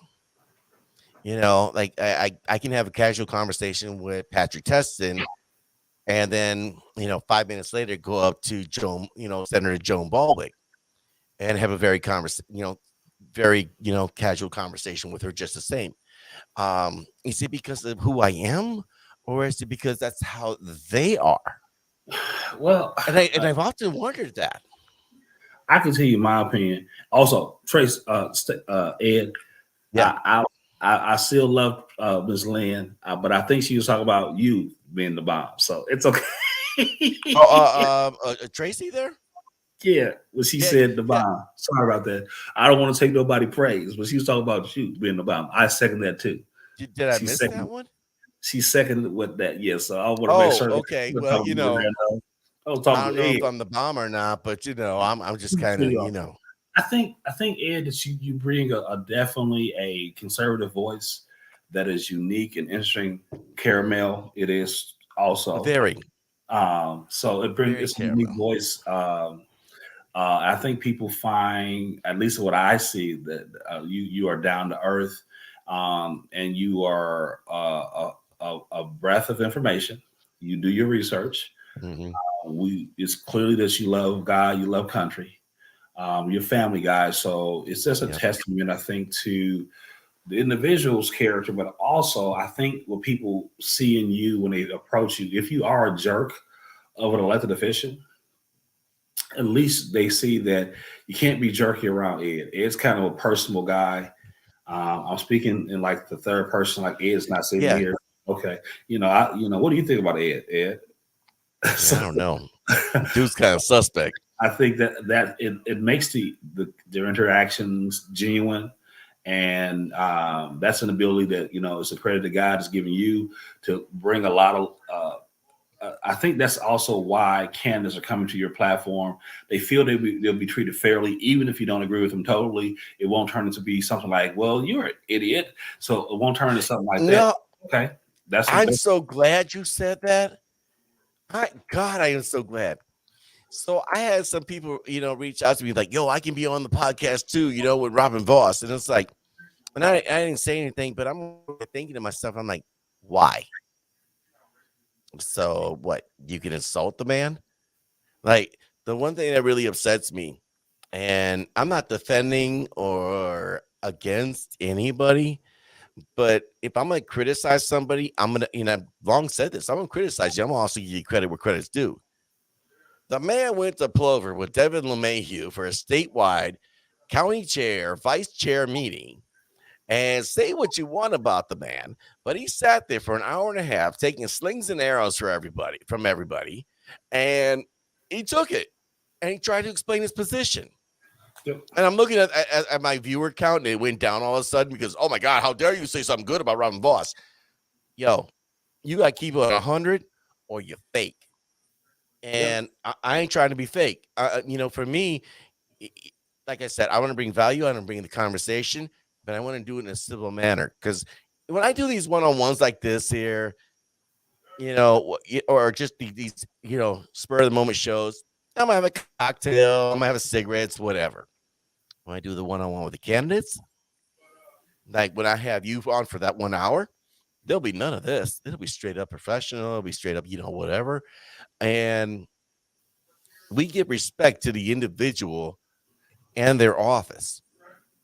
Because how many times did you hear people saying, you need to respect the office of the president? You don't have to like Trump, respect the office. Well, why aren't you giving respect to the office of the speaker? Or you're not going to do that. And it's not that I don't have issue with Robin Voss. Certainly there are things I think he should be able to answer for. Yeah, but him and I a couple of years ago, him and I kind of got into an online spat. And I don't think he remembers it, and that's cool. But I remember it ended very civilly. It was really cool. So you know what? If I ain't got no beef with you, you ain't done me wrong. Why I gotta do you dirty? I think that's where things happen. Tracy said he got a few minutes too. Looks like he said. Yeah. It looks to me again, man. I just think right now there's so much negativity in the world, and I think there's a way that we. I mean, today is Resurrection Sunday, man. We got to find some positive things, man, in the world, and positive interaction with people. And yes, Ronald Reagan said it best, man. We can disagree without being disagreeable. That's right. So I take those sayings that a lot of the seniors and elders said in my life on how you deal with conflict. the Bible today. You know, I don't mean to turn this into a Bible study or a sermon. No, let's do that. The Bible is full of conflict and how you deal with people in a godly manner, and how do we, you know, deal with people still with integrity, still in love, but also deal with people very directly. As a matter of fact, how do we do it? How do we, you know, and it's never been a place of name calling. You know, when you start to call and, you know, call people outside of their name, where do you go from there, right? It's not going to get much better. If you call me a name, I call you a name, then where are we at? You're not listening to me. Right. I'm not listening to you. Then it's a waste of time. If I'm really trying to influence thought and create a dialogue that we can have an honest conversation, and we still may walk away not in the same place, but at least building a relationship, that should be the goal, you know. But I think that there's a way you can speak a right word in the wrong season. You can be actually right, but it's not the proper way of doing it, right? And I know people are like, we're tired of the whatever. I think it's just even amongst men, even amongst the hardest men, you know, the toughest guys, we all mutually give each other respect on how we talk. Yeah. He saw how I slid that in, that I'm a tough guy too. There you go. I like that. Yeah, but I think that's important though, because there's a lot of people, and we see them on social media every day. They've never been punched in the face. Now, I remember growing up, you know, I grew up in the Milwaukee area. I grew up around the Detroit area. And I know what it's like to be punched in the face. I know what it's like to give a punch. So when it comes to popping off at the mouth, I know what happens when you cross the wrong cat. And I've also been the wrong cat to cross. Not to say that I'm going to literally do that to anybody, but the fact is that when you talk to another man, you speak to them as a man. You treat them as you want to be treated.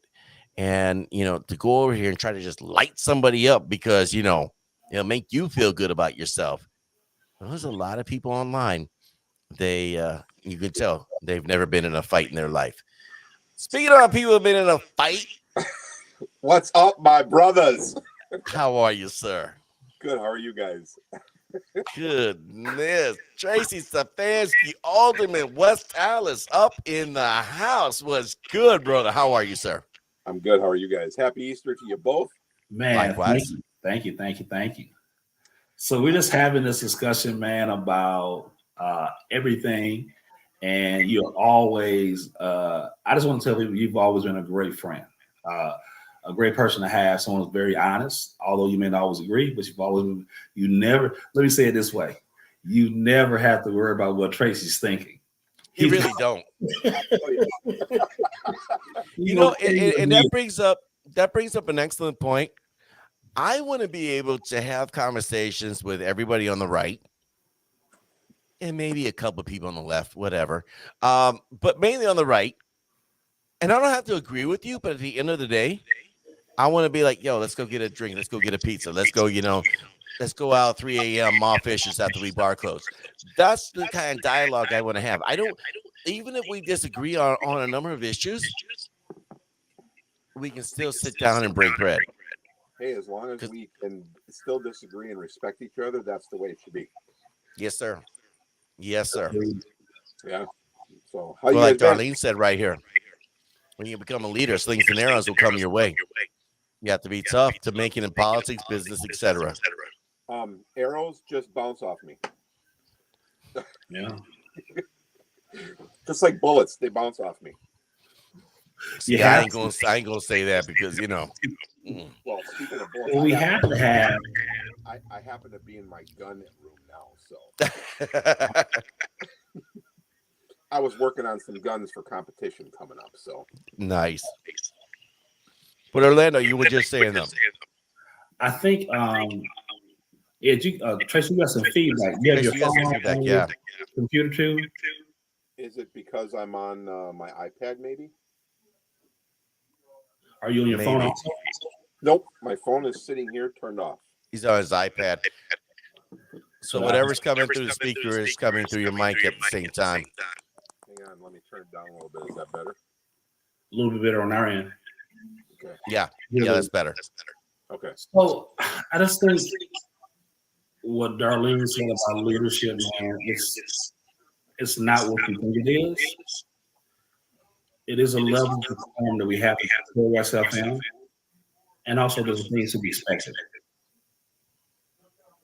I agree. It's tough business. You know, I think you know, I wanted to ask you guys something. You were talking about the unity pledge earlier, Mhm. and you guys said you don't know who signed it and who did.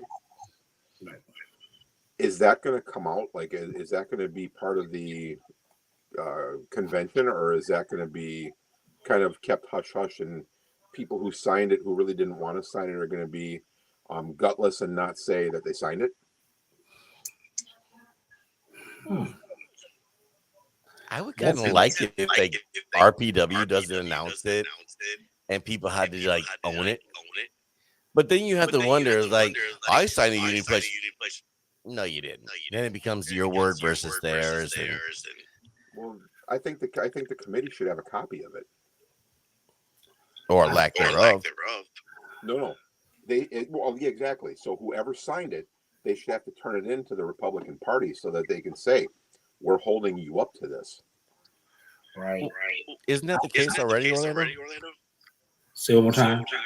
Isn't that the case already that if you sign the endorsement or the unity pledge, RPW does have a copy of that, right? They do. Oh, good. Okay, that's what I was wondering. They do. And I would hope they will be more available if the delegates want to know.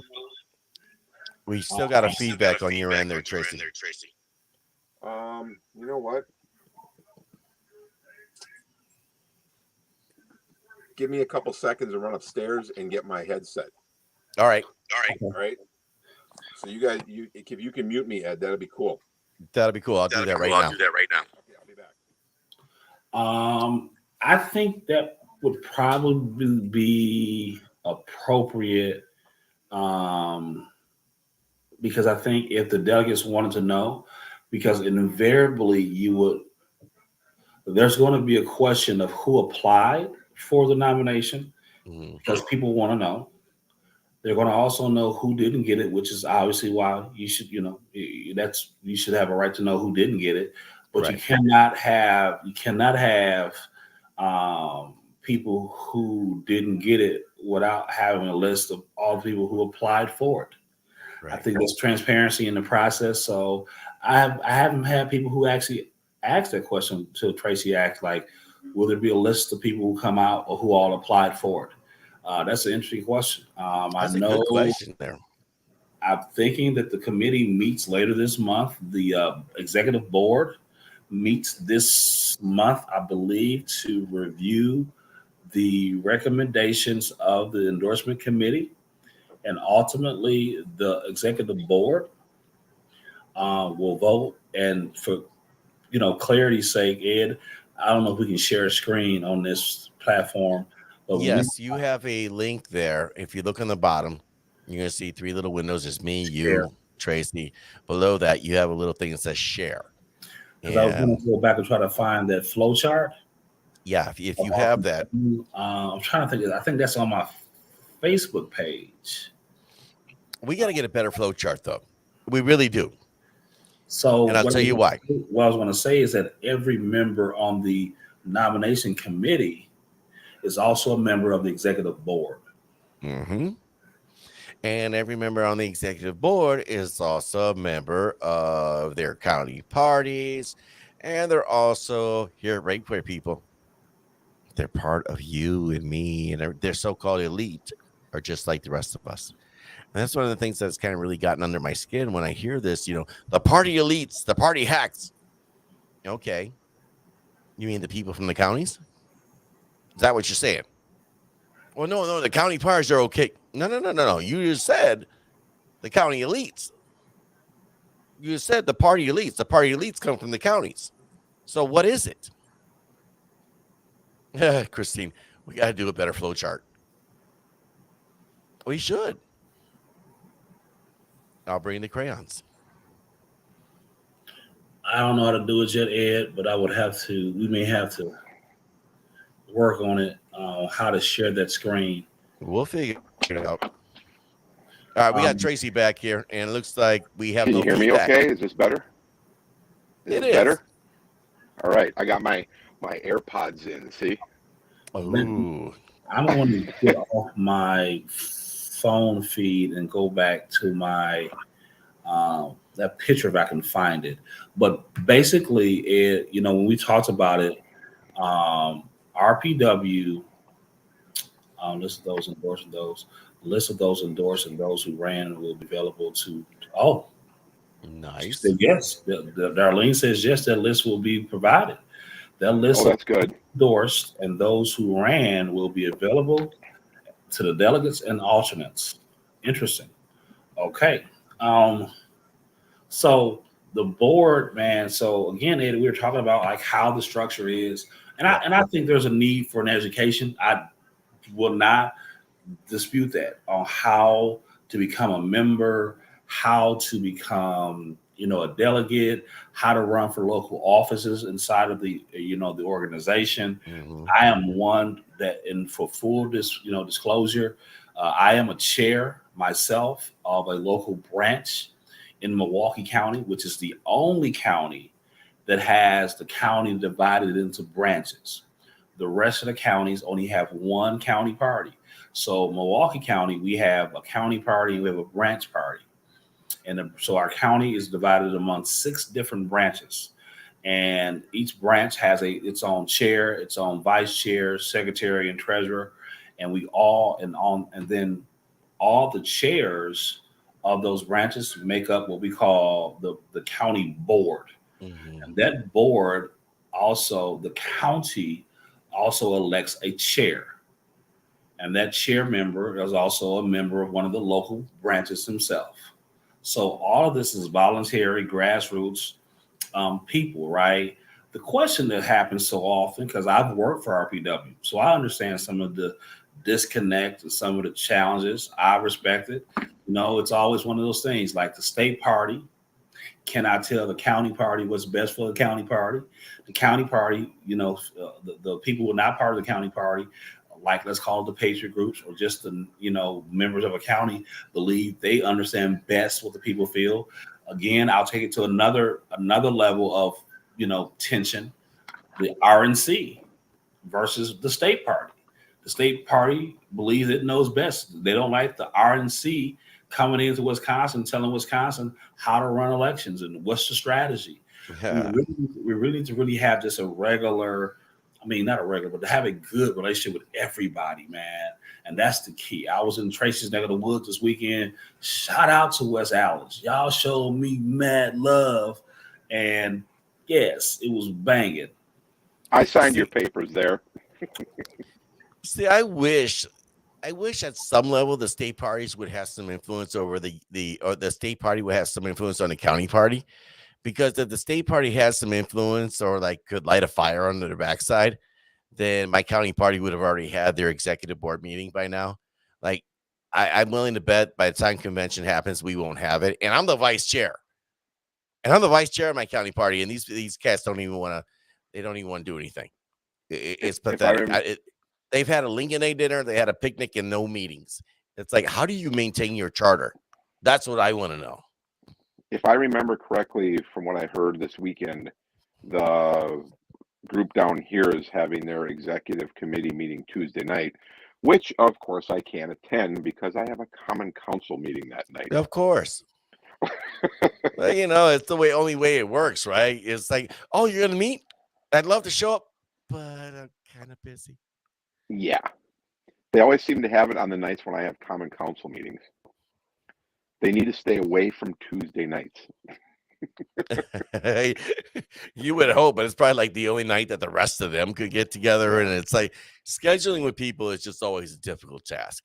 Yeah, I agree. It's always the first and third Tuesday down here. So, yeah, generally, like if it were up to me, I'd literally have our meetings like, I don't know, Saturday, 11 o'clock, we'll pick a place each and every month to be different.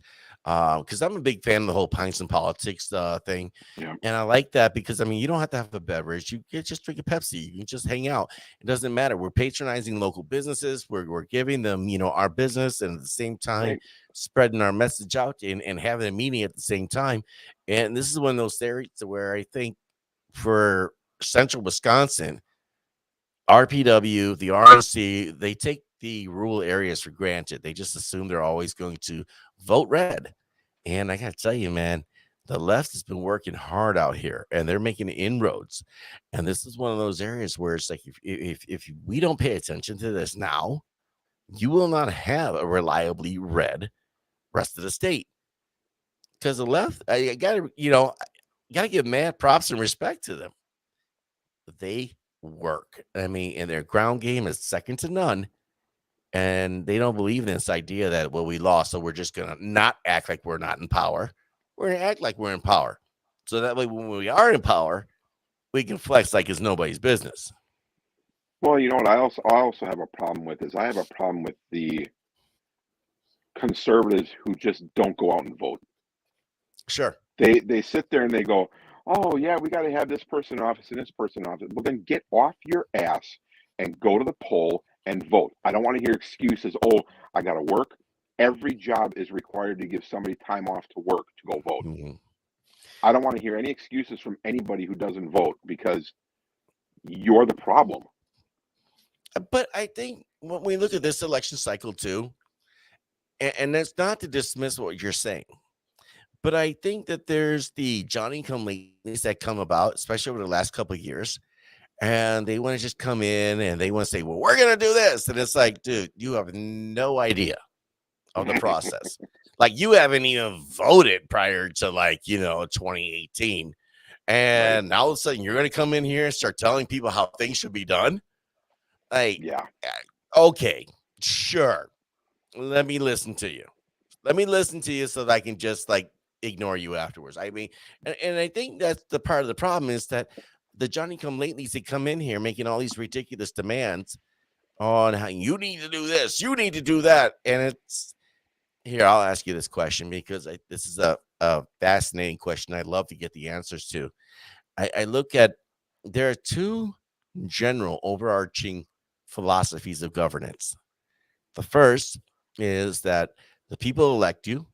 It is for you to vote on whatever issue according to the will of the people.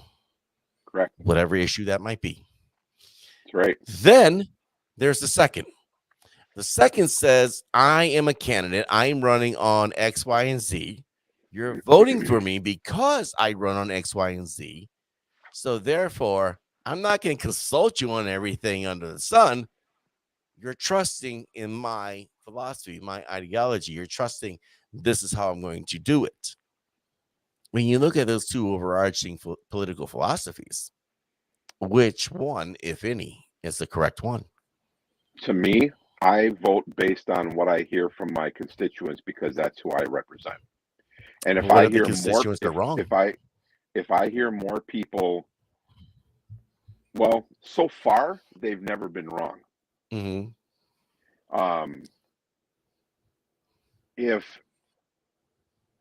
If I hear from more people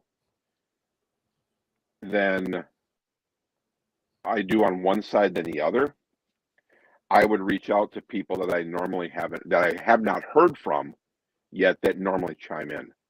Right. Because you're right. I ran saying I'm going to fight for lower taxes for you. I'm going to fight to, improve the response and the trying to bring down crime. And those which everybody can get behind for sure. Which were two big things that were really important to people here in this district. Okay. And so far, the last two times I've had to vote for on a budget, I have voted no, because every single time it was a tax increase. Right. Whether I think the tax increase is appropriate or not, I voted no, because that's what people wanted me to do when they elected me, and what they've said in the past, or during the stuff that's been going on. That's an interesting thought there. I mean, in a way, Sam's, Sam's right. They are both right in a way. yeah. Well, that's one of those But ideas where, I hear a number of people saying, well, you need to vote according to the will of the people. Okay. The will of the people generally are the loudest people because the average person really doesn't participate. yeah, And then, of course, you doing your own thing. And so people, you don't listen to the people because you guys don't show up. What do you want me to do? yeah, So usually, like with a lot of things, the truth is somewhere in the middle. The best course of Mhm. action is somewhere in the middle. And I think that's what Christina mentioned here. When you're talking about it, with sound judgment, this is Thanks, you as Christine. trying to be in touch with the people. Well, and the thing is, while my big thing in West Dallas is I've been trying to get a way to get an email database from all the constituents in my district. There's no easy way to go about it. No, other Um, than asking. otherwise, I have to go door to door to ask everybody their email address. Okay. I've asked for the city to provide each elected official. You know how when you go to the state assembly and the state senate, they all have under Wisconsin.gov. Yes. They've all got their own page. Okay. Yeah. I have asked for a page for every single alderperson that we can just use as an update for our constituents so that they could go to that. They won't give it to us. It's not that hard to do. I mean, No, it's like not. seriously, it's. I mean, if the state can figure it out, you would think that an IT person locally could figure it out. Well, the worst part about it is, and I don't know what it is about government. They tend to like to spend like ridiculous amount of money to do a website. It's like, bro, you could do like, I don't know, go to GoDaddy, get yourself an enterprise website for $500, and Yep. you could have like everybody on there and then some. Like Well, it'd be like, you could sell like West Dallas swag if you wanted to. I mean, yeah, like literally, it's all there right. for you. Well, it'd be like, my email ends in @westdallaswi.gov. Okay, Mm-hmm. it would be westdallaswi.gov / Tracy Stefanski or Alderperson Stefanski, Right. whatever you want to call it. Okay, that takes people to my page. Mm-hmm. I can have things that I can put up every time there's a common council meeting. I can Right. put a little blog up and say, this is basically what we voted on. This was what it is, to keep them informed. Right now, I can't do that. Give me 1 second, brother, but Yeah. keep going on with that here. I got my young man over here. Well, but yeah, if you can get this page up, that's another easier way to communicate, because it seems like the residents will go and they'll get notifications, signed up for when there's a snow emergency or when there's construction going on in their neighborhood, that type of thing. Right. Make it so that they can all contact and all, be able to access, and then they can sign up for a newsletter from an alderperson. You know what's funny about that? You mentioned a newsletter from an alderperson. And I do think it's kind of funny because, okay, so up here, Glenn Grothman is my congressman. And depending on who you're talking to, and occasionally me, I've gone off on him. But Glenn is an interesting bird, as I've come to learn. And it's interesting because he puts out a lot of, he goes to a bunch of events, and I joke about the fact, like, damn, where there's food, there's Glenn Grothman. There's a buffet, he's there. And it's true. But when you start looking at, like, how many events he's going to, yeah, I'd be looking for some snacky snacks too, But he does this thing where he has these auto calls that are done, and it is basically a legislative update via telephone. And I can't begin to tell you how many times I have clicked off on it because I'm busy. Now, Right. Whether it's a good excuse, a legitimate one, or a bad excuse, a poor one, an excuse is an excuse. I can say, you know what, I haven't heard from my congressman. But the truth is, if Glenn's got your telephone number, you're going to hear what he's been up to. By the way, did you know that Glenn Grothman has a primary? No, I did not. Yeah, apparently there's this gentleman here. Let me see if I can find this. No, I can't find it. Onyx or something like that. He's got a primary, and it's funny because I have seen Glenn Grothman probably 4 times over the last month, and at no point has Glenn Grothman talked about his primary. Not once.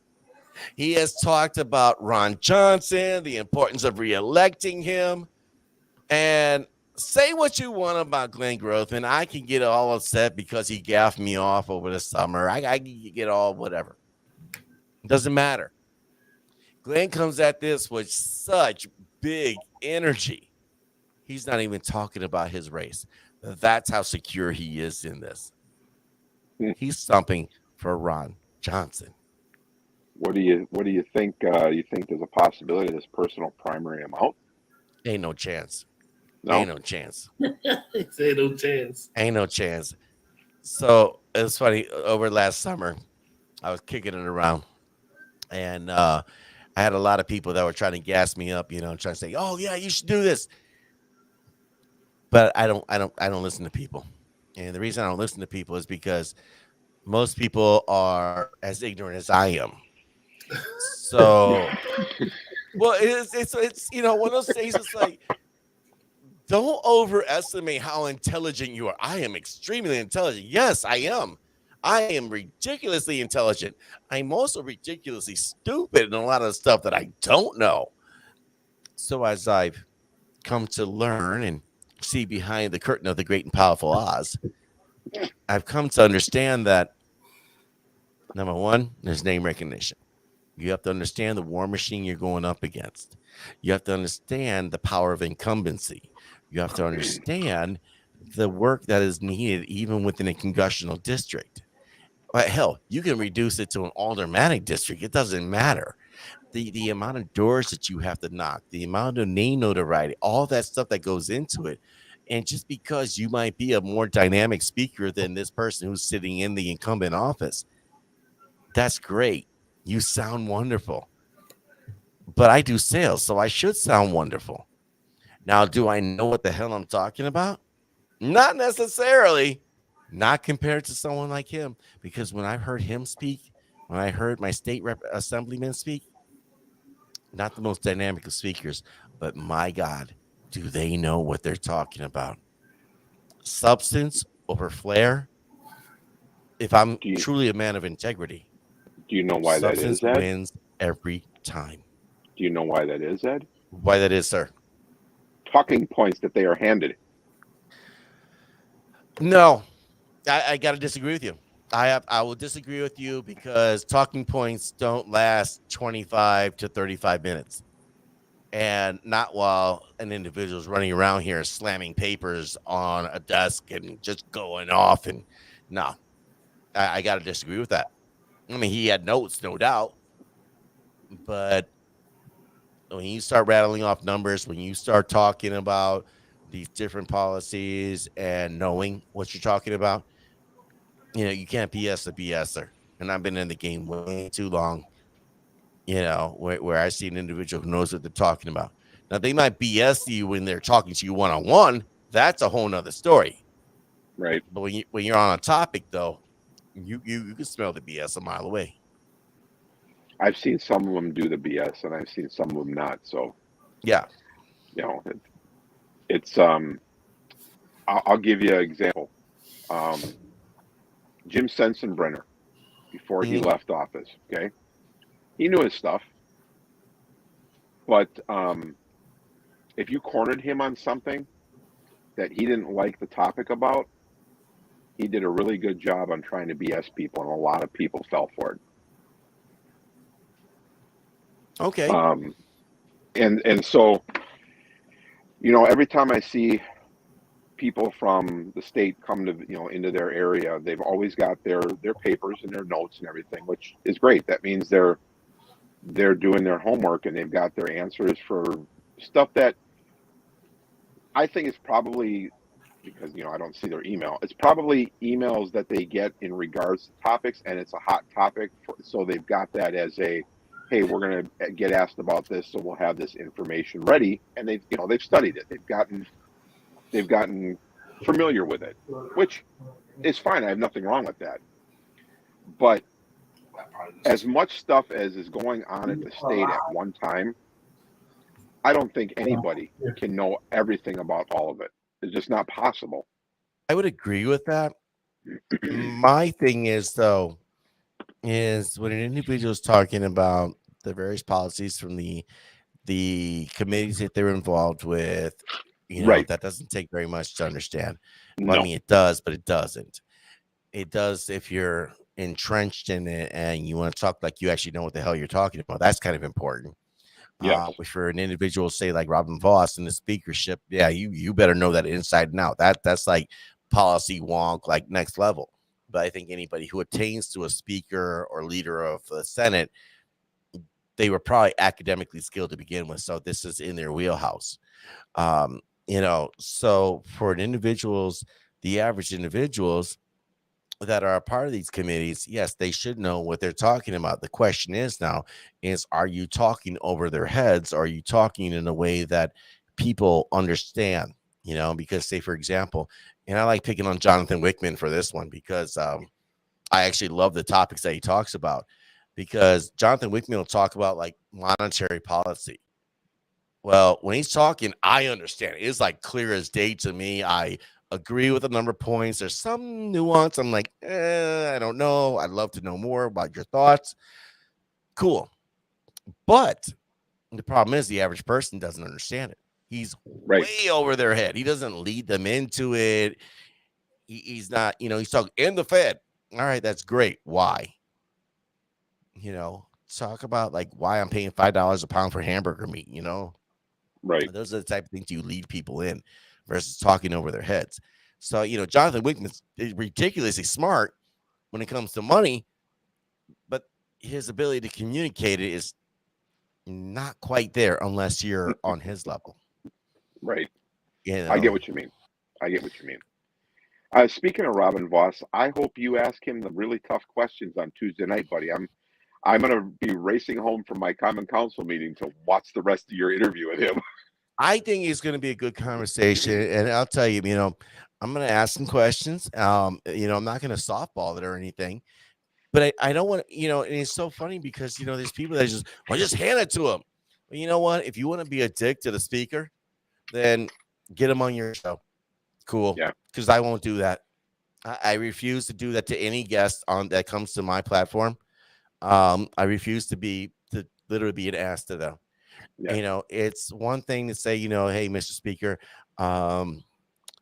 obviously you're a bit of a polarizing figure around the state. Can you talk to me about the relationship on how you represent your district, the 63rd, versus, being the Speaker of the Assembly? Because I think that's something that a lot of people either don't care to know or don't understand. Because as a Speaker as the Assemblyman, of the 63rd, he represents his people. He doesn't represent you or me. Right. But as Speaker of the Assembly, well, that's right. And how does that balance? Right. So I think that's a fair question to ask, and we'll talk about election integrity. We'll talk about things, but we will do it in a civil manner because, again, if you want to listen to me put fuel on the fire, I do that Tuesday night. When I do these videos, nah, I want to bring civil discourse to level up. And you have and to, if anybody, and I have people like, well, I'll make it fair. No, you'll be a dick. And you know what? You go try to get Mr. Voss onto your platform. But I guarantee you can't. Why? Well, because you're a dick. And here's the thing. If you get a reputation of being an ass to somebody, then you're not going to want people aren't going to want to be on your show. Right. So you're right. You do have to keep it civil, but like you said, you have to ask the tough questions, but it's the way you ask them. And if you ask them respectfully or not, that's it. Yes. And really, Orlando and I were talking about this earlier. Robin Voss is a man, and I will talk to him as a man. Patrick Teston is a man. I will talk to him as a man. I will also, out of respect, not disrespect him as a man. And unfortunately, our civil discourse has gotten to the point where we're just disrespecting people. And I think a lot of this falls to what social media has allowed people to do. And I think most of them have never been in a fight. Most of them have never been punched in the face. So they just feel like they can go ahead and live their little online lives in the real world without any fear of consequence. Right. And like I said, I grew up in some rough spots, so I know what's up. So I will come to you with respect, and you know what?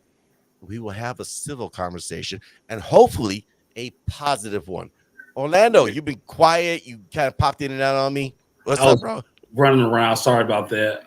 But yeah, I've been listening to the comments, and I totally agree with. I think that there's a way that we can have substantive conversation, but still maintaining the integrity of human dignity, how we communicate. I think it's always important.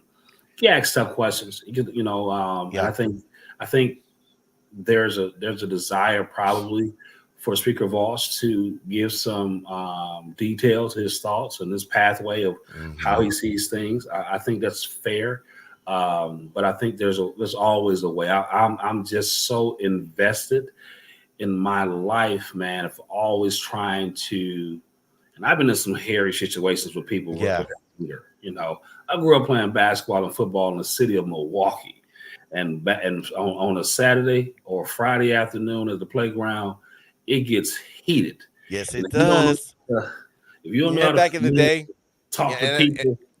And I just want to add some context to this. So you remember somebody would always come in with that chain net, right? Just because you like that ching when the ball goes through. And somebody kind of fades away out on three, and there was that dispute whether you hit the line or not, and depending on where you played, that could end out real bad depending on how hard people were going to push the issue. So, well, I say yes, that sir. just to say that it's a skill to be able to defuse situations in a way that everybody maintains their dignity and integrity. No one walks away as feeling they were put upon or showing up, if that's what you're trying to do. And I think that's one of the biggest things that any elected official, any person, no one wants to feel like you've been made a fool out of, or you set me up or show me up. Let's have conversations that are tough. Yeah. Let's have honest dialogue in a respectful manner. And I think that's where we are. I hope that's where we are.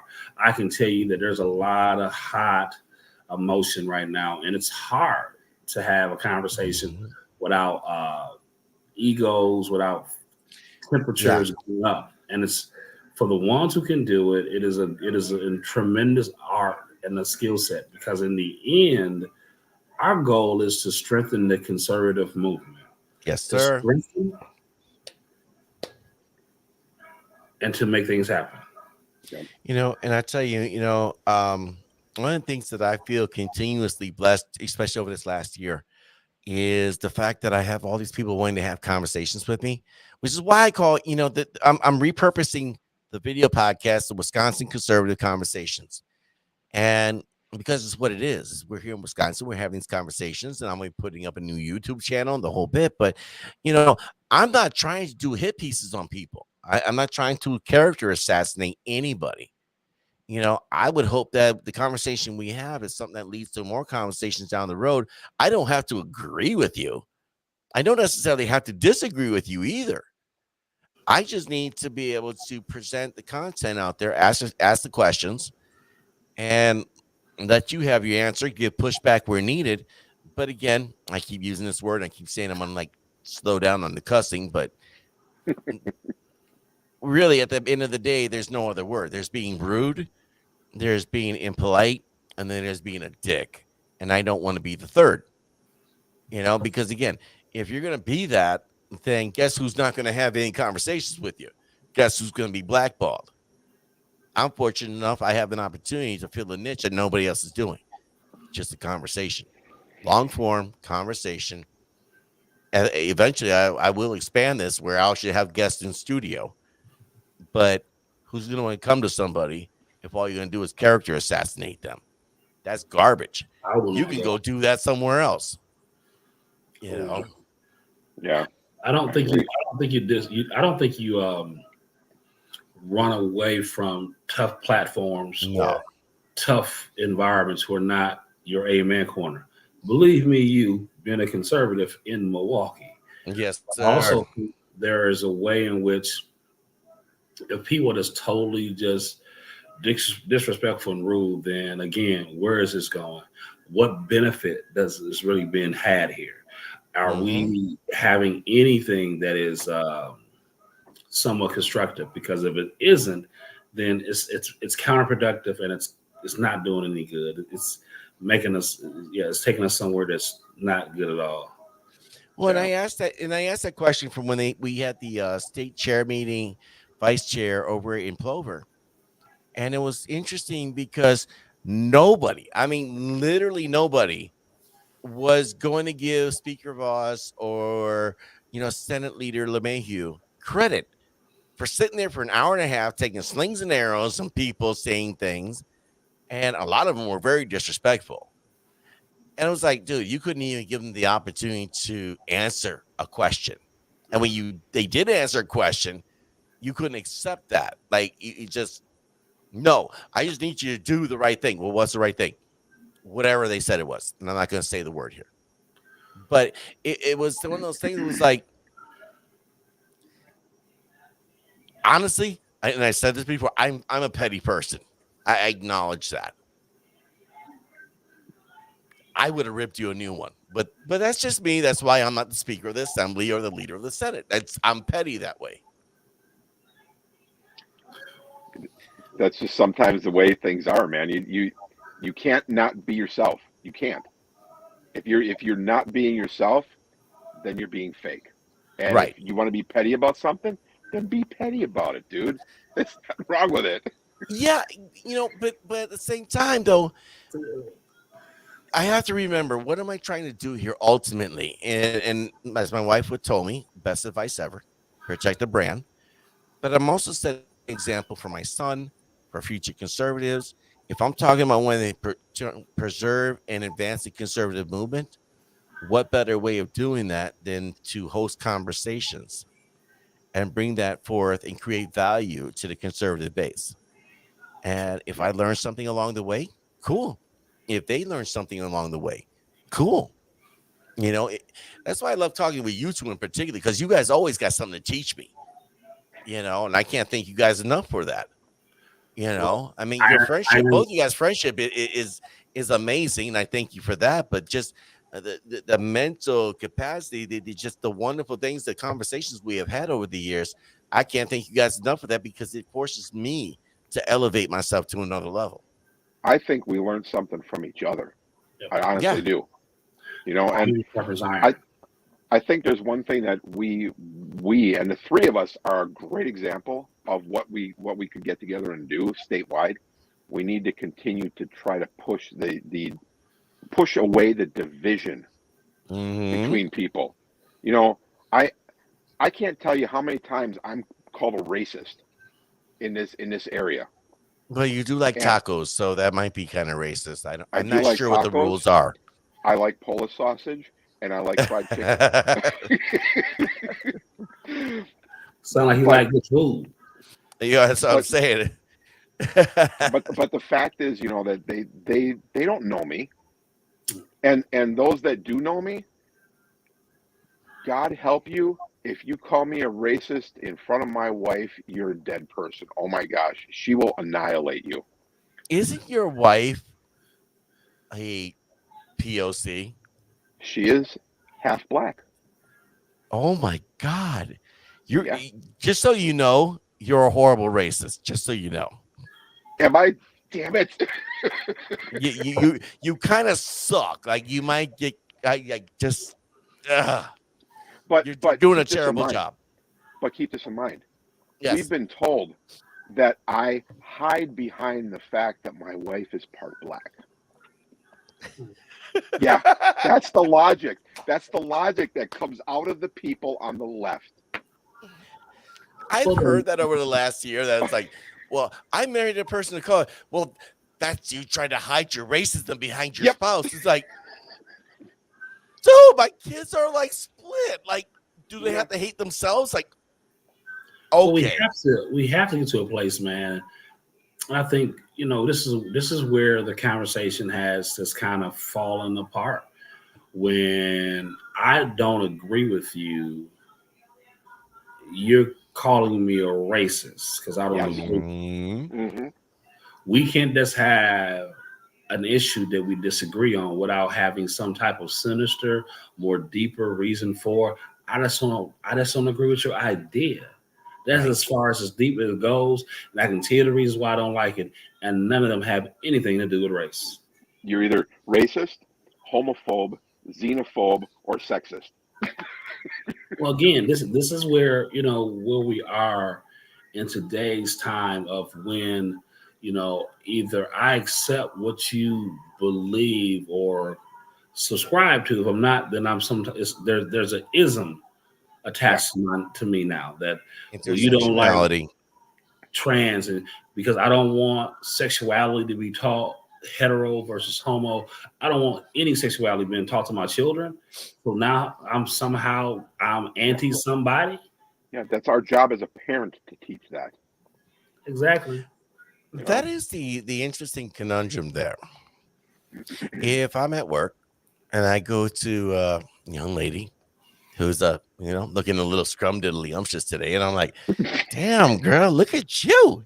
Clearly you work out. I might lose my job because sexual harassment. Yep. But if I got a classroom of 8-year-olds, I'm like, well, little Stevie, when we got two, I don't know how to use terminology without getting banned on Facebook or We don't YouTube. do it. But we get the point. you get the point. Yeah, we Right. get the point. That's not get the considered harassment. That's considered No. lying. That's not harassment. That's not inclusion. grooming. That's not That's inclusion. predatorial behavior. Can you imagine how people would talk when Orlando wins the state treasure and you and I are on each side of him when he wins at his victory party? You know how we're gonna play this, right? What's that? It's gonna come out. We're gonna have to come out like ice cream, right? We have vanilla. We have the caramel ice cream.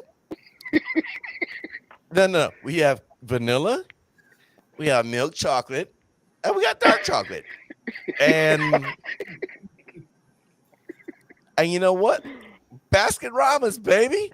And people are gonna be like, what are they talking about? Just work with us. This is how the story goes. You're a part of it. It'll be a humbling moment first and foremost that if the Lord says yes and the people say yes, but yes, sir. You will just see people who we all make this thing called the American experience, the melting pot.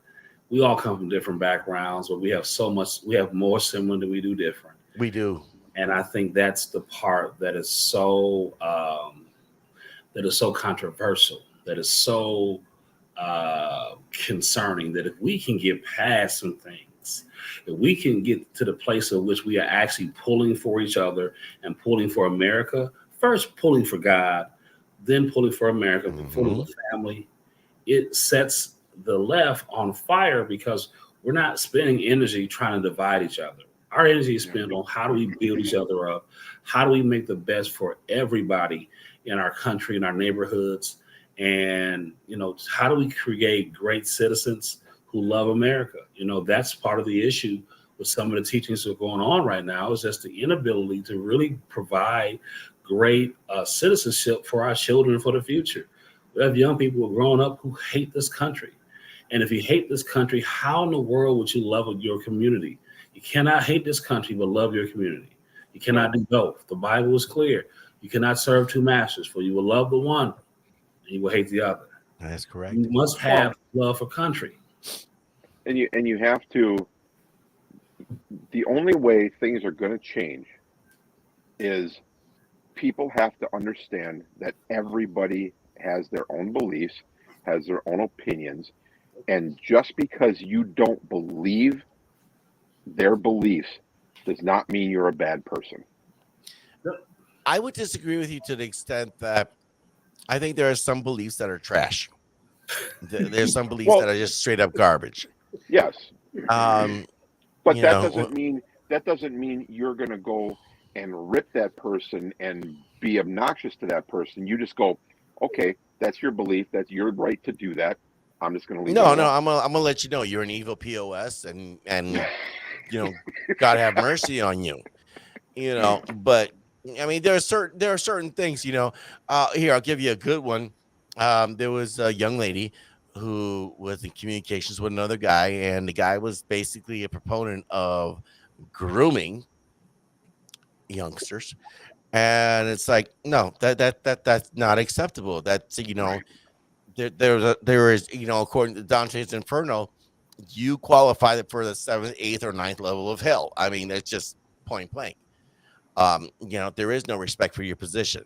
You take the Roe v. Wade, 1973. If you're a proponent of that just on demand, then no, you're kind of a POS. Oh, it's birth control. No, you're a horrible freaking human being, and yeah, no, no, no, no. I have no sympathy for that. When you start There's talking always safe, when you start talking safe, legal, and rare, those extreme one-offs, I get that. As a there's form of always birth control, no. no. There's always You know, evil in this country. Always. There's always but that's evil in this world. but that's my point, though. Yeah. When especially for those of us on the right, if we're having these conversations, then fine, let's have these conversations. Let's agree to disagree. But most people on the right aren't taking those way off positions, though. Right. That's either the fringe left or the fringe libertarian. Let's legalize everything. It's like, dude, I understand you're a cokehead. Just stop. Just leave it alone. I know. John DeLorean would be proud of you, but just leave it Come on. alone. I know a lot of people who like Coca-Cola. Come on. You I'm remember, a Pepsi. I'm a Pepsi do you remember what Richard Pryor said about Coca-Cola and Bill Cosby, right? Yep. Okay. Well, man, I'm really hoping that we have a great state convention. I'm excited. That convention is a few weeks away. Man, I'm hoping to have these signatures done if I best I can, and I'm hoping, man, that we start to come together. So again, I appreciate all the things you're doing from having these candidates and having these very candid conversations about freedom. Again, we may not all agree, and that's fine. That's fine. That's one of the primary reasons why we're conservatives. So we think differently. Right. We ask the questions why. We ask the questions. I need a second and third opinion before I just go over that. That's what makes us who we are as freedom fighters and conservative. We always ask the question.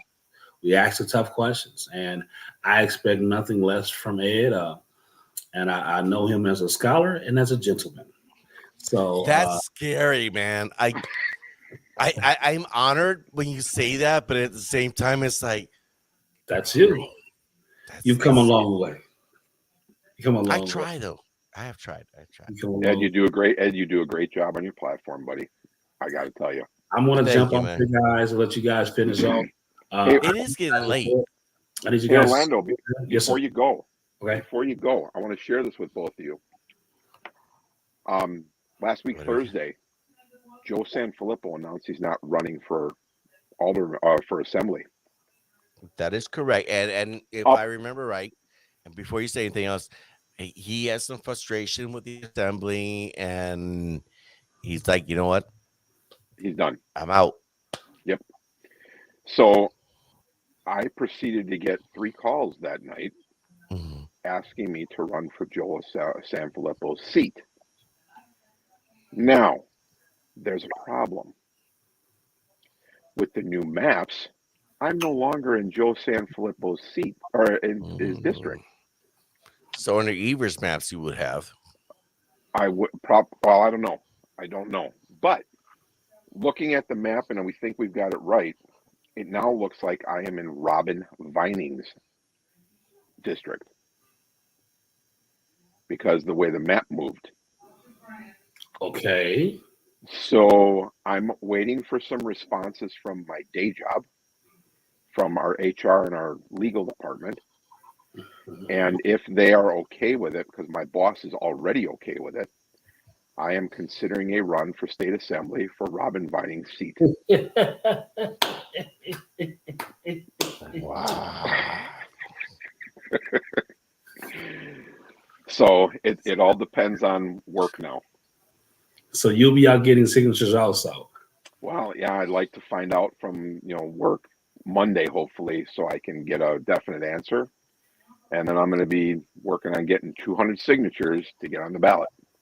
Now, Tracy, real quick, Yeah, tell us who exactly Miss Robin with a Y Vining is. well, unfortunately, because she was not my assembly person, I don't know much about her yet. Ah, Because education. I just found out about her on Saturday. Mm-hmm. Because I happened to be at the West Dallas office signing Orlando's papers and a couple other people's papers for getting on the ballot. And I had a conversation with somebody who was there, and we looked up things and found out finally who the district is that I'm supposedly in. So, and nobody has announced, because I thought I was in Sarah Rodriguez's district, and I was like, I'm going to run against her because she's going to be focused on running for lieutenant governor. And she won't even think about her assembly seat. Well, I'm going to tell you right now, I just did some quick looking up here on Robin Vining. We need to talk offline. This is going to be big energy. Wait until I find out from work and see if I can do it. All right. Fair enough. I don't want to jump the shark, but okay. Well, my mind's clicking on overdrive all of a sudden. Christine makes a great point because of the Supreme Court ruling, the 5-4-3 ruling, right? Right, that the Republican maps were okay. Mm-hmm. So I guess whatever map that is, Tracy, if you have a copy of the map, I think they did the Journal Sentinel, which I'm not fond of, but anyway, there probably are ways to find out which maps were being debated so that you can have a better understanding. You already have it. I have a copy of the map that was supposedly finalized, and originally when I was in Joe Sanfilippo's district, I was literally 1 block away from being in Dan Reamer's district. So if they would have moved Dan Reamer's district 1 block west, but if you think about it, I'm on 75th, so it would have been smart to move it to 76th. If they would have moved Dan's from 74th to 76th, I would have been in his district. Well, now with the way they changed, Dan supposedly has shrank a little bit and gone more into Milwaukee. Robbins has come over, and Sarah Rodriguez's has changed, and then Joe's has gone mainly to, from what I understand, Hills Corners, New Berlin, and just a little sliver of West Dallas at the western end. Okay. So, hey, you ain't too far from where I used to live. I was really? on 84 and Arthur. Oh, geez. Were you on the west side of 84th or the east side? I was 1 block. I was 1 block west of the shooter shop. Yep, that wasn't in my district. That's not mine right now. Well, it doesn't matter. I was still close to you. Oh, I yeah, was close enough to you. We didn't even hang out. What's up with that? I go to the shooter shop all the time. Go bang, I bang, know. bang. See, you could just crash over at my place. We could be like hanging out and stuff, but I see how it is. See, I'm going to get mad about stuff that happened in 2014. I'm going to be like some of these other groups that are out there. So you get mad about stuff that that happened years ago. 2014, I had just been moved into West Dallas for less than a year. Oh, wow. Yeah. That's crazy. Yeah. That is crazy. Well, no, I actually I was just leaving West Dallas in 2014. I had moved there in 2011 or so. Okay. And 14 is when I moved up here into central Wisconsin. I mean, just cool. Yeah, it's and I was telling a story earlier how when we first met a couple of years ago at the Conservative Digest, and that was a fun story. You're sitting there with your gimbal and everything. Good times. Well, hey Orlando, I don't want to keep you. Oh no, you're fine. You're fine. I just wanted to say that, man. I thank you for whatever you decide on Yeah. doing. Once you pray and you talk with your family, whatever, and if you decide to get in, and it's man, you have my full support, and anything I can do to help get the word out or whatever I can do, you are definitely more than capable of doing the job. Again, I was talking about you earlier that you are a person who has the right, approach to serving people, which is Mhm. I serve the community that has elected me, and those are my bosses. Yeah. And so that's something you totally get. I remember when you first decided to run for alderman and how you were considering doing it. So I think you have a great makeup, man, and you have a great assessment of how to uh, assess information and facts. So I hope you decide to do it, and I hope the result will be one in which we all have a great turnout. Robin is one of those. So she beat for the Bonnie Lee. Bonnie Lee. That's the seat that I think Kawinga left, Yeah. and he became senator. That's a seat also that Adam Adamczyk ran, and I think he lost that seat. Yep. Um, He lost to, I believe, Robin in 2018, and then she beat Bonnie Lee in 2020, sure. but she did not beat her by a lot of votes. No, she didn't. It was very close. And it's a different year. It's Yep. a different time. It's a different district map too. So who knows, man? I think this would be one of those competitive seats that Robin Voss can talk about what is the assembly strategy on where will resources be put into for seats. This is another thing that Ed has the ability to talk to Robin, and he'll, whatever he's willing to reveal on what seats they're trying to find. And I know that RAC right now is currently recruiting Oh, yes, sir.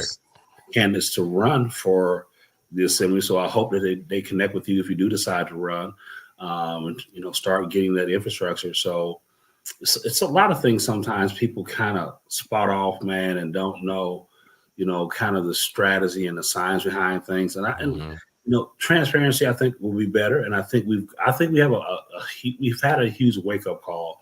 And I don't think everything was done in a sinister way. Like, why do members have to give to RAC? They don't have to give to RAC. It's strongly encouraged because RAC is a fundraising apparatus for the assembly members to help those who are in need of it. Also to expand the opportunities for candidates like myself who ran, Right. who didn't really have access to a lot of fundraising apparatuses. RAC was one of those major ones. The state party was one, and other relationships that I had. But nonetheless, it's a great idea, and all members don't give. They're strongly encouraged to do so. It ain't like you kicked out of the club if you don't do it. But Well, get this. There's a video being circulated around on Facebook and Telegram and Signal. And what it is Timothy Rantham going around saying that, well, you're hit up by, whomever. I won't throw a name in there. But they're saying, they want you to donate $10,000. And he's over here talking about, well, I won my race with $500. But, if you don't donate $10,000, you're not going to get a committee assignment. And whether it's true or not, I'm gonna leave that for now because I don't know the mechanisms behind that. But I find it interesting the accusation that's just being thrown out there. right. And it's like, so you're saying that if you don't donate 10 grand that to this RAC or anything else, then you're not getting a committee assignment, but yet somehow you manage to be influential within the assembly? Something is not adding up. Well, I would donate money to a mission that's going on in my district before I donate the 10 grand to the thing to guarantee me a committee. I think, and I But think the point is, though, is that RAC is what Orlando was saying. That money, yeah, if you're strong, let's say you're in a heavy red area, you may not need as much money to win, but that money would go to other candidates that it might make a difference whether they win or lose in a purple county. You know what I mean? So it is It's a stretch, man. I don't think anyone is saying if you don't donate, you don't get an assignment. Everybody has to have an assignment unless you're being censored. Everybody has to do the work because all the committees have to be filled. Now, chairmanships, those things, there's a way in which chairmanships and selected committees are also, identified. That, don't get me wrong, relationships play a major role. I think one of the first thing they do for committee assignments is that people kind of couldn't like what's your natural fit, right? Like, what have you been doing professionally? If you're a strong bookkeeper, accounting, finance may be a place to be, but understand that the finance committee, the budget committee that controls the money is one of the most sought after and one of the most prestigious committees, right? It's the most powerful one out there. Powerful committee. And when you talk about ways and means or however you word it, that is the most. Why wouldn't you want to be on that? Freshman assembly person probably wouldn't get it. A second year assembly probably wouldn't get it. It's one of the most coveted positions because you control where the money goes to what projects, who gets what. It's a very prestigious seat to have, right? Especially on the assembly. Exactly. And so I think that there's a little bit of, being, let's say, kind of overstating things, but I don't deny this. I don't deny the relationships play a major role, and if you were able to win your seat for $500, God bless you, man. That's a blessing. You didn't really have to do a lot of investing. There's not really, it wasn't a real viable candidate running against you. Right. But there's other, so to say, because again, I'll be very transparent. I'm a team guy. And if I can help someone by donating money or my help or some of my volunteer team coming to your district to help out, I want to see us as an organization, all the candidates win. So I don't necessarily, I've been in due paying organizations before. And so I'm not adverse to saying, like, let's all kind of pull together and put money in a pot and let's try to win. Because let's be clear, campaigns cost money and they need volunteers. I mean, let's not make it more than what it is. And and also let's be also clear. When you win an assembly seat, when you win any elected position, you have a lot of people that become, you get to know really quickly, and they donate, and they want pieces of legislation pushed, and they support things, and you now have access that, you have the ability to fundraise. Now, you may not choose to do it like, I want to fundraise, but you can, right? If you call a fundraiser and you're the elected official, there are a lot of people probably show up that normally wouldn't just show up for a candidate running. But when you win, you have access to raise money. And, again, I'm not adverse to investing in campaigns. I've invested in campaigns before. But to make the accusation like, well, if you don't invest, you don't get assigned. Right. That's kind of almost like, pay to play. We get into some real dicey conversations and some real dicey undertones that sound real shady and real illegal. And we should. Well, and I'm willing to have that conversation with Tim. Give me 2 minutes, guys. I'll be right back. Yes, sir. I'm willing to have that conversation with Tim because I just don't buy it. And, I'm more than willing to ask Robin Voss the same question. But, I also have seen Timothy Rantha just really stretch the truth, Sure. and it's fascinating how many people just eat it up. And it's because nobody's challenging him. It's just the same as I see a lot of people out here on social media, spouting off all kinds of statements without any fact behind it.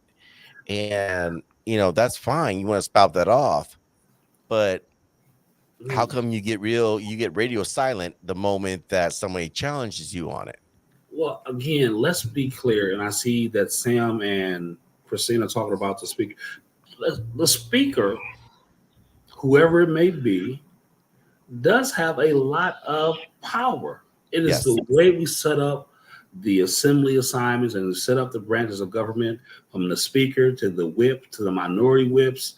There is a process in place, and sure, the speaker does assign the committees. That's why the speaker must be able to communicate must be able to connect, because whoever wins the speaker has to be the one who assigns the chairman.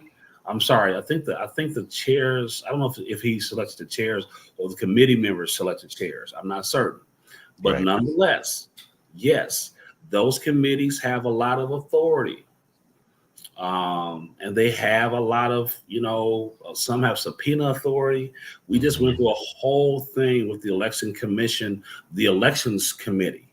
Yeah. That, that Janelle Branson was on. So their committee assignments are important. And Sam said he selected chairs. Okay.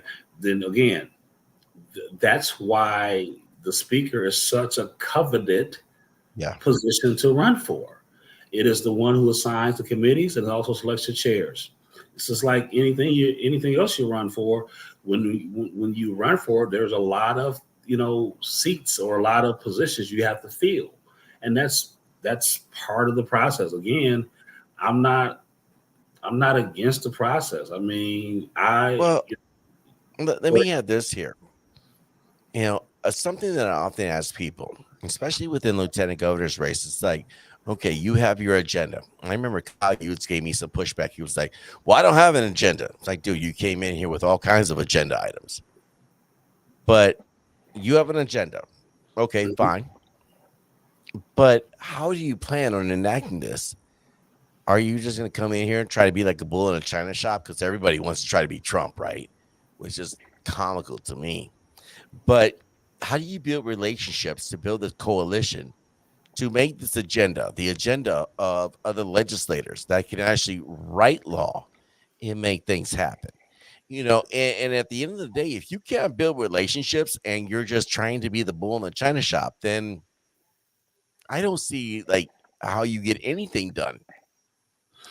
Because governance is really about how you build relationships, build coalitions to advance a particular cause, agenda, whatever you want to call it.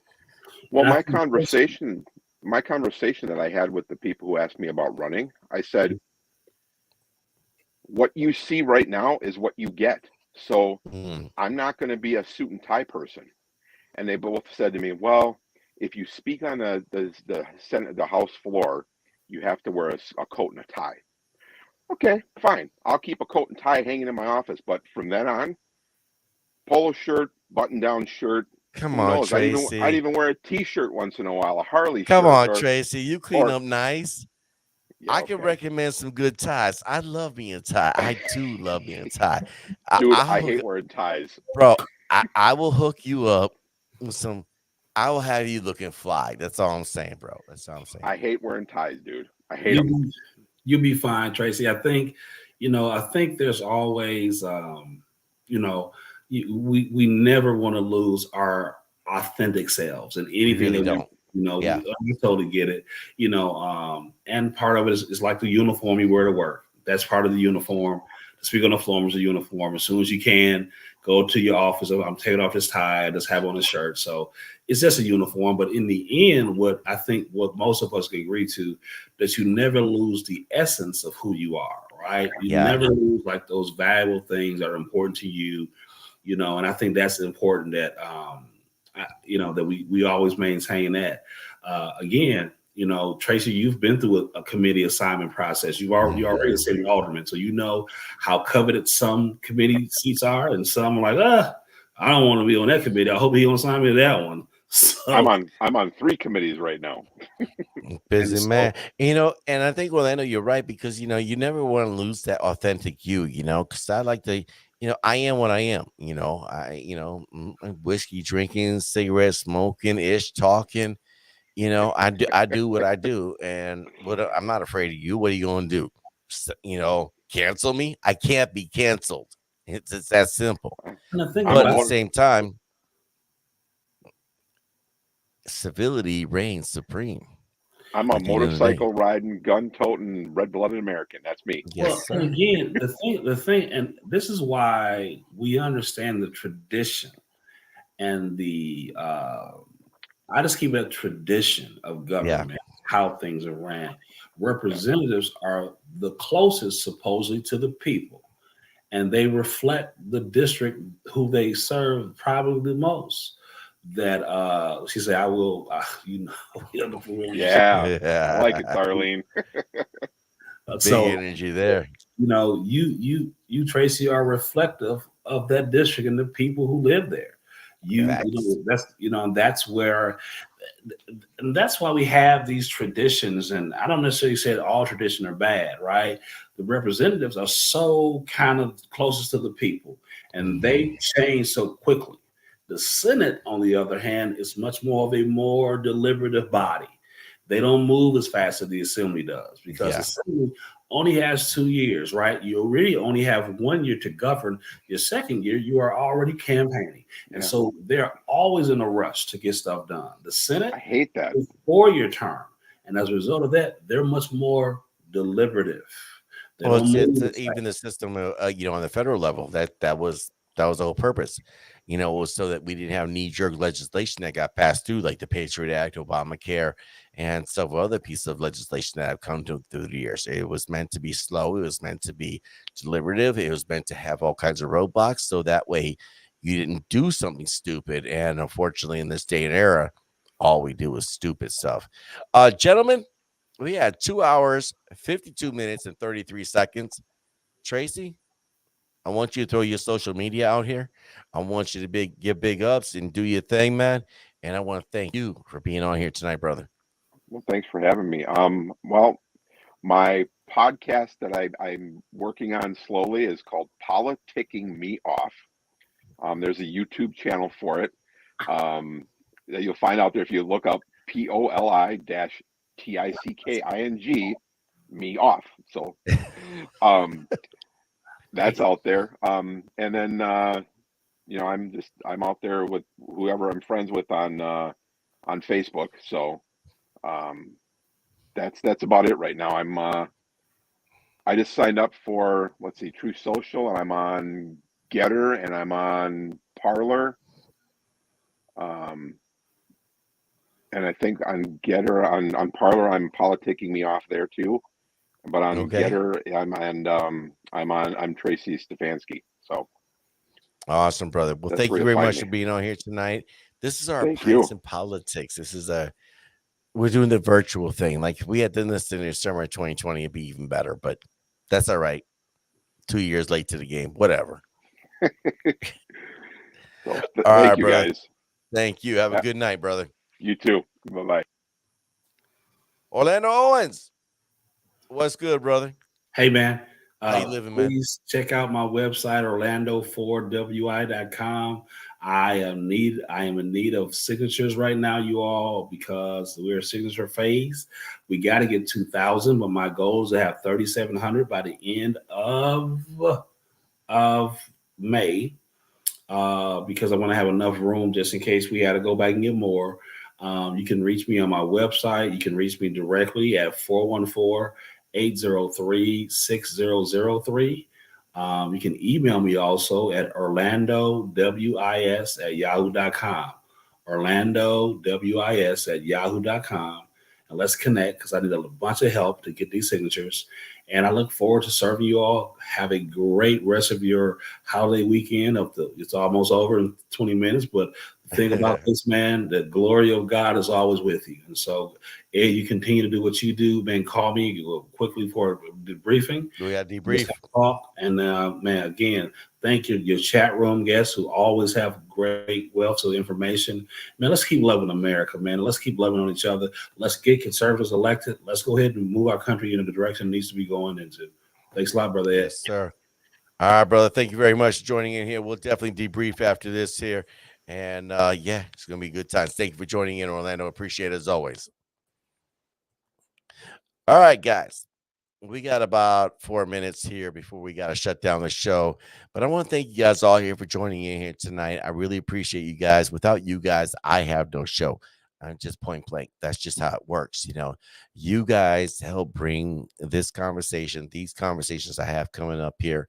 And I want to thank Orlando Owens. I want to thank Tracy Stefanski. And quick side note, Orlando Owens in all the races is the only candidate that I have endorsed up to this point. because there's a lot of great candidates. But you know what? Orlando Owens is, to me, the bridge between the grassroots organizations, the quote unquote establishment. By the way, most people that say establishment don't know what the hell they're talking about, but that's a whole nother matter. That's a whole nother matter. But Orlando bridges RPW, the RNC, the grassroots, everything else.